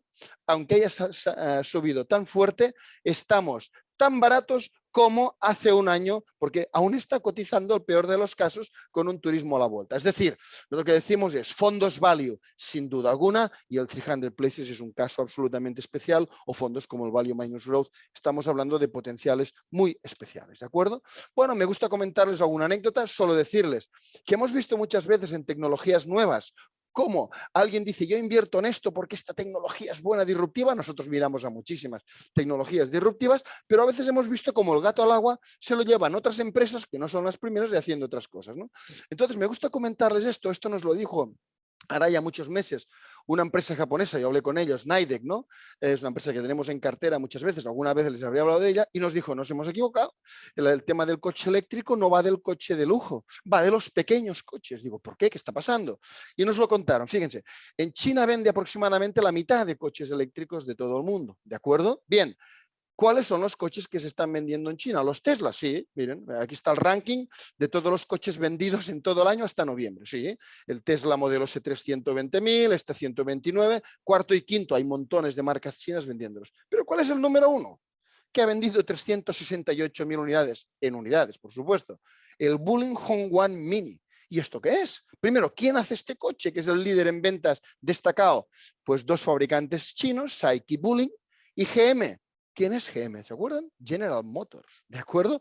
Bien, ¿y qué han hecho? Bueno, han hecho un coche, que es este, más o menos bonito, ya lo dejo a la consideración de cada uno, pero se vende por $4.300, se cargan el cargador estándar, el mismo cargador en el cual ustedes cargan el móvil, ¿de acuerdo? Hace 120 kilómetros, una velocidad máxima de 100, y es un exitazo de ventas. Es más, les ha sorprendido porque pensaban que iban a hacerlo, lo iban a comprar, está pensado para ciudades, que ha sido un éxito, pero cuidado, ya no ciudades.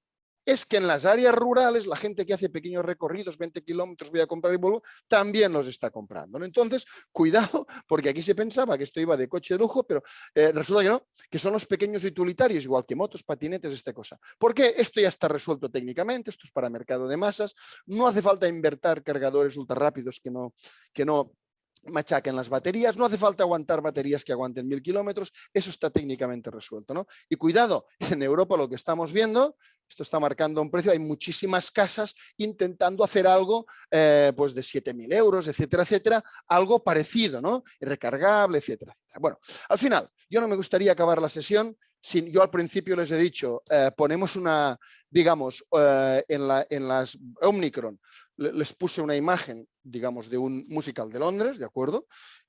Y les dije, bueno, y el musical de Londres, pero ¿por qué? ¿No? Porque no hemos hablado de eso, de por qué pongo el virus en el musical de Londres. Mire, se lo explico exactamente, ¿de acuerdo?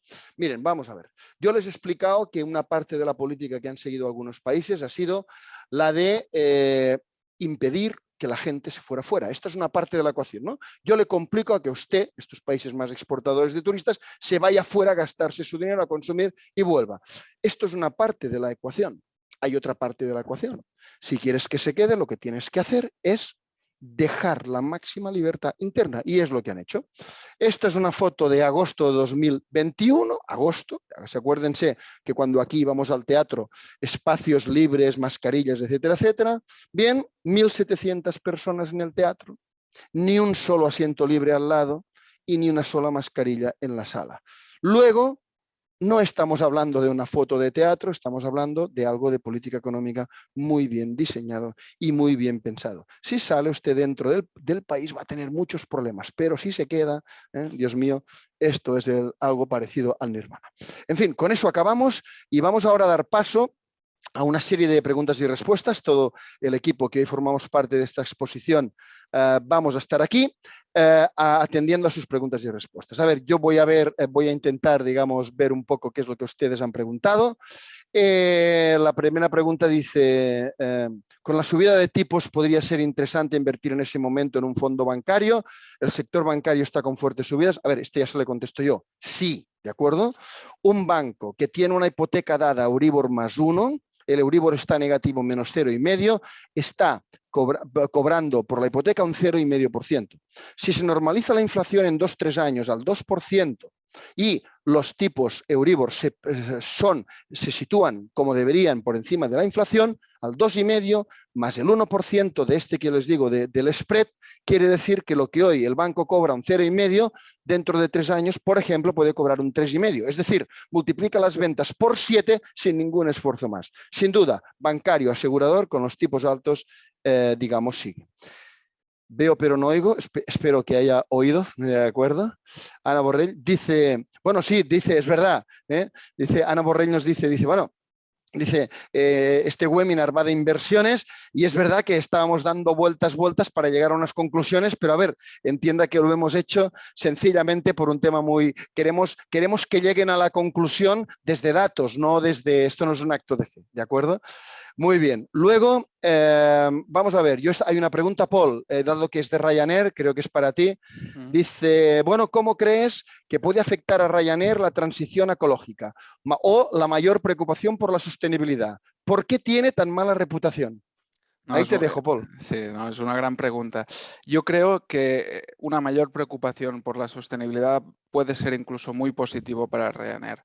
Y me explico. Primero, respecto a por qué tiene tan mala reputación, el sector en general, yo creo que es muy fácil hacer o ver un avión cómo vuela y cómo contamina, pero es muy importante saber que el sector en general solo es responsable del 2% de las emisiones de CO2 en el mundo. Sí que es cierto que contamina y que tendríamos que ir reduciéndolo, como se va a ir haciendo, pero hay muchos otros sectores que tienen mejor reputación en este sentido y que realmente contaminan mucho más. Luego, respecto a Ryanair, creo que es muy importante destacar que Ryanair es líder en pasajeros, es la que más pasajeros transporta, pero es quinta en contaminación. Y si este ratio lo hiciéramos contaminación por pasajero, este ratio aún saldría mucho mejor. Es decir, creo que a futuro Ryanair, ahora que simplemente se diferencia por precio, se podría diferenciar también por ser la aerolínea que cuando tú viajas menos contaminas. De hecho, su famoso eslogan de precios bajos, lower fares, lo van a cambiar por precios bajos y menos contaminación, lower fares and lower emission. Por lo que creemos que si la gente tiene más conciencia medioambiental, incluso puede ser positivo por la demanda futura de Ryanair. Michael O'Leary me dijo, el famoso Michael O'Leary, una vez en Dublín, hará pues, 13, 14 años, cuando nos enamoramos de este valor, dijo algo así como que, oiga, usted muy bien, pero vamos a ver, si traslada a la gente en avión, ¿de acuerdo? Haga usted lo mismo trasladando a todo el mundo en coche y verá que se consume mucho menos, ¿de acuerdo? Muy bien, muchísimas gracias. Luego vamos a ver, hay aquí una pregunta que Carmen nos hace y dice, ante una subida anticipada de los tipos USA, ¿no sería mejor invertir en flotantes en esa divisa mejor antes que los cupones? María, para ti, al ataque. Claramente, lo que sí que hay que tener en cuenta en este caso es si hablamos de un inversor en dólares de base o un inversor en euros. Si hablamos de un inversor en dólares, claramente es una buena decisión. Si hablamos de un inversor en euros, habrá que tener en cuenta que también está incurriendo en un riesgo de tipo de cambio. Lógicamente, ante una subida de tipos que está iniciándose en Estados Unidos, lo que dice la teoría económica es que la divisa se va a mantener estable o se va a apreciar, por tanto la vemos estable, pero desde luego en el medio y largo plazo sí que habría que tener en cuenta este otro riesgo en el que incurriría esta persona con una inversión en dólares. Muy bien, esperamos que hayamos contestado la pregunta. Luego José Manuel nos dice, me gustaría conocer la visión que tienen sobre la bolsa española frente a otras europeas. A ver, yo aquí diría solo una cosa, la bolsa española está en la presentación, es la más value de todas, o sea, la española es la más value, luego la europea, es un poquito menos value, luego la americana Standard & Poor's menos value y el Nasdaq, que por supuesto es cero value porque es growth, ¿no? ¿Qué ocurre? En todas las fases growth, quien sube más el Nasdaq, después el Standard & Poor's, después Europa y el último el IBEX, y en todas las fases value debería subir más. Primero, es al revés. Y de hecho en la slide que les he presentado pueden ver que en la fase value que hubo el año pasado fue así. Quien más subió fue el IBEX, ¿de acuerdo? Y cuidado, y este año repásenlo. En estas 3 semanas que llevamos value, el IBEX ha subido más que Europa, Europa ha subido más que el Standard & Poor's y mejor que el Nasdaq. O sea, va con la composición sectorial. De todas formas, dicho esto, quisiera dar paso con esto a Xavi Cebrián. Xavi, digamos, gestiona nuestro fondo de bolsa española, que es el Bolsa Líder. Xavi, no sé si quieres aquí añadir algo más a la pregunta. Sí, no, porque también veo otra pregunta relacionada respecto a por qué el IBEX está tan retrasado respecto a otros índices. Y bueno, aquí encadenando un poco con lo que decía Jaume, se explica en gran parte por esta composición sectorial, el value y el growth. En la bolsa española hay poca compañía de tecnología, de growth, que es lo que ha subido estos últimos años. En cambio, el IBEX, casi un tercio del índice, está por valores bancarios, que por naturaleza ahora mismo pues serían value. Y si suben los tipos de interés o la inflación, hay este repunte de tipos, pues por la composición del índice más value, más esta mayor composición de títulos bancarios, pues podría darse el caso que en los próximos años, y ahora ya lo estamos viendo este año, que la bolsa española lo haga mucho mejor que otras bolsas mundiales. Muy bien, genial. A ver, vamos a ver. Otra pregunta va sobre el oro. Dice, el valor refugio de la inflación, dice, siempre ha sido el oro y actualmente no ha aumentado el valor.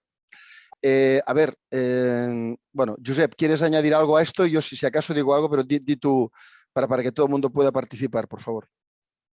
Bueno, no tengo respuesta yo a esto. No, la verdad es que para mí el oro es un valor refugio, está claro, bueno, pero al final es una inversión para mí más conceptual que no creación de valores, es simplemente esa idea de refugio.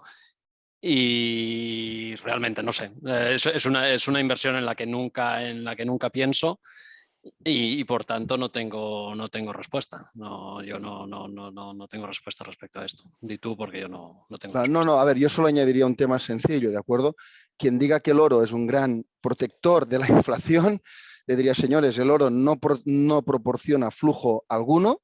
El oro va muy bien, no con inflación, sino con grandes crisis. Es decir, si hubiera una inflación enorme que generara una enorme crisis económica, el oro lo haría bien, pero no por la inflación, sino por la crisis. Con inflación se necesita lo que se llama pricing power, es decir, que aquello que tú vendes seas capaz de aumentar el volumen. Yo creo que en el oro hay una falsa, o sea, pensar que lo del oro, digamos, es porque hay inflación, no. Lo que pasa es que la gente mira, el oro subió fuertemente en los años 70, que es una inflación, pero oiga, en los años 70 pasó algo más que inflación, pasó una enorme crisis económica. En ese contexto es bueno, pero no es bueno por la inflación per se. Si ahora tenemos una inflación normalizada este año, porque el crecimiento económico es brutal, el oro nunca se me ocurriría refugiarme en oro en inflación. El mejor refugio para la inflación son empresas, industrias que tengan capacidad de subir precios y, como hemos visto, pues industrias, materias primas, etcétera, etcétera, que el mercado se está comportando racionalmente y así lo está haciendo, ¿de acuerdo? En fin, luego veo, bueno, hay una pregunta más, la última que veo que es sobre IAG. A ver, esto es bastante fácil para nosotros responderla. Jaume, que es el único que no ha hablado, ¿quieres hablar tú algo de IAG? O... Bueno, básicamente bueno, tampoco es que me la haya estudiado a fondo la compañía, pero para mí, o sea, teniendo en cuenta las dinámicas del sector y sobre todo de lo que es el grupo en general, al ser un conglomerado, o sea, tan grande de compañías, creo que o sea, no sería mi compañía favorita ni mucho menos para invertir dentro de un sector que, como ha dicho Paul, es de los más competitivos. Si en algún momento pues hiciera algún spin-off, por ejemplo, de Vueling, entonces bueno, sería bastante diferente, pero sé que desde el punto de vista administrativo, bueno, por el hecho, digamos, de una compañía, creo, intentar ser llevada desde Inglaterra, pero también desde aquí en España, bueno, puede estar bastante barata, pero yo digo, prefiero invertir en compañías tipo Ryanair o Wizz Air, que sé que vosotros que domináis más del sector estáis invertidas en ellas.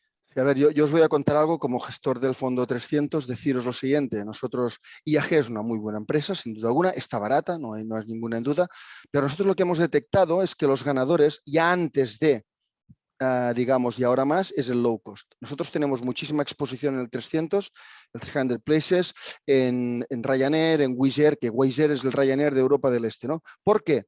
Porque lo que hemos visto es, nosotros creemos en las empresas, digamos, que tienen unos costes muy ajustados, unos racionales de inversión muy buenos.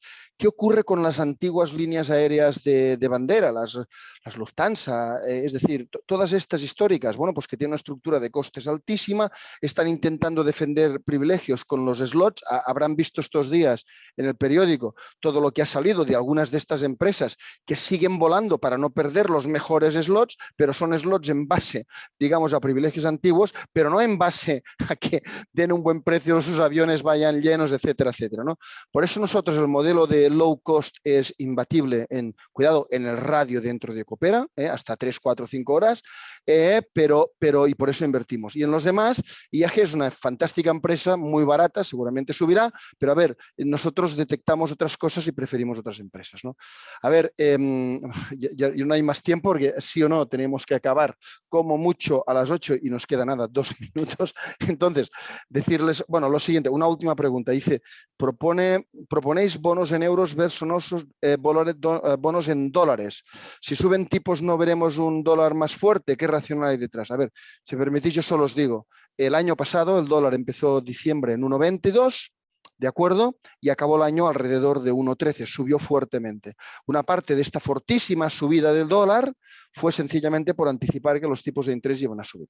Nosotros pensamos que en 1,13, estos días han estado 1,14 y 1,13, tiene recorrido todavía, ya no tiene el recorrido que tenía de 1,22 a 1,13, pero por ejemplo nosotros en los bonos en dólares que tenemos hasta alrededor de 1,08, así no venderíamos, y en aquel momento si el dólar sigue subiendo venderíamos. Hay una cosa muy importante, mientras los tipos se normalizan, es evidente que la gente invierte más en aquellos que suben más los tipos, pero una vez están normalizados, la inflación más alta conduce a caídas de la divisa. O sea, piensen ustedes que en qué países caen las divisas en los que tiene inflación más alta, en Turquía, en Brasil, etcétera, etcétera, ¿no? Con lo cual, hay dos partes. Una primera parte que todo el año pasado la estuvimos jugando muy bien, que es comprar muchas divisas en dólares, dólares americanos, dólares australianos, libras inglesas, etcétera, etcétera, a esto le queda recorrido, pero hasta que los tipos se normalicen, ¿de acuerdo? No sé, María, si quieres añadir algo más ahí, ser de renta fija. Sí, nada, simplemente decir que lógicamente la subida de tipos afecta positivamente a la subida de divisa, que ya en parte está descontado, como bien has comentado, pero que lógicamente si estás ya invertido en un bono muy largo y te van a subir los tipos, por ahí vas a sufrir. Por eso de momento no estamos proponiendo bonos en dólares a muy largo plazo, porque se van a ver afectados por la subida de tipos que vamos a ver en breve espacio de tiempo. Pero será un activo para el futuro, que es lo que comentaba en la presentación, claramente ganador, porque habrá hecho un repricing, habrán bajado los precios, habrán subido los tipos de esos bonos en dólares y será un momento de reinversión del dinero. Muy bien, pues estamos ya obligados a acabar, ¿de acuerdo? Estaríamos con ustedes mucho tiempo. Hemos dicho muchas cosas, hemos dado vueltas para llegar a las conclusiones, hemos hecho muchas cosas, pero esperamos, número uno, que les haya resultado útil y ameno, y número dos, que entiendan cuál es nuestro posicionamiento inversor y al cual, o sea, ustedes como inversores nuestros son los primeros que tienen que saber qué hacemos, ¿no? Yo solo les puedo decir una cosa, nuestro oficio es un oficio fantástico, nuestro oficio es hacer crecer lo máximo posible todo el patrimonio financiero, digamos, que familias y instituciones nos otorgan. Nos sentimos muy honrados por eso, muy honrados de que ustedes estén hoy aquí. Y bueno, y a la vuelta, pues cuando haya más novedades, en otro momento haremos más webinars, a ver si hay presenciales, está muy bien en online, pero nos gustaría a todos saludarles a ustedes en el auditorio AXA o donde sea, ¿de acuerdo? Muchísimas gracias y hasta la siguiente. Un abrazo muy fuerte para todos.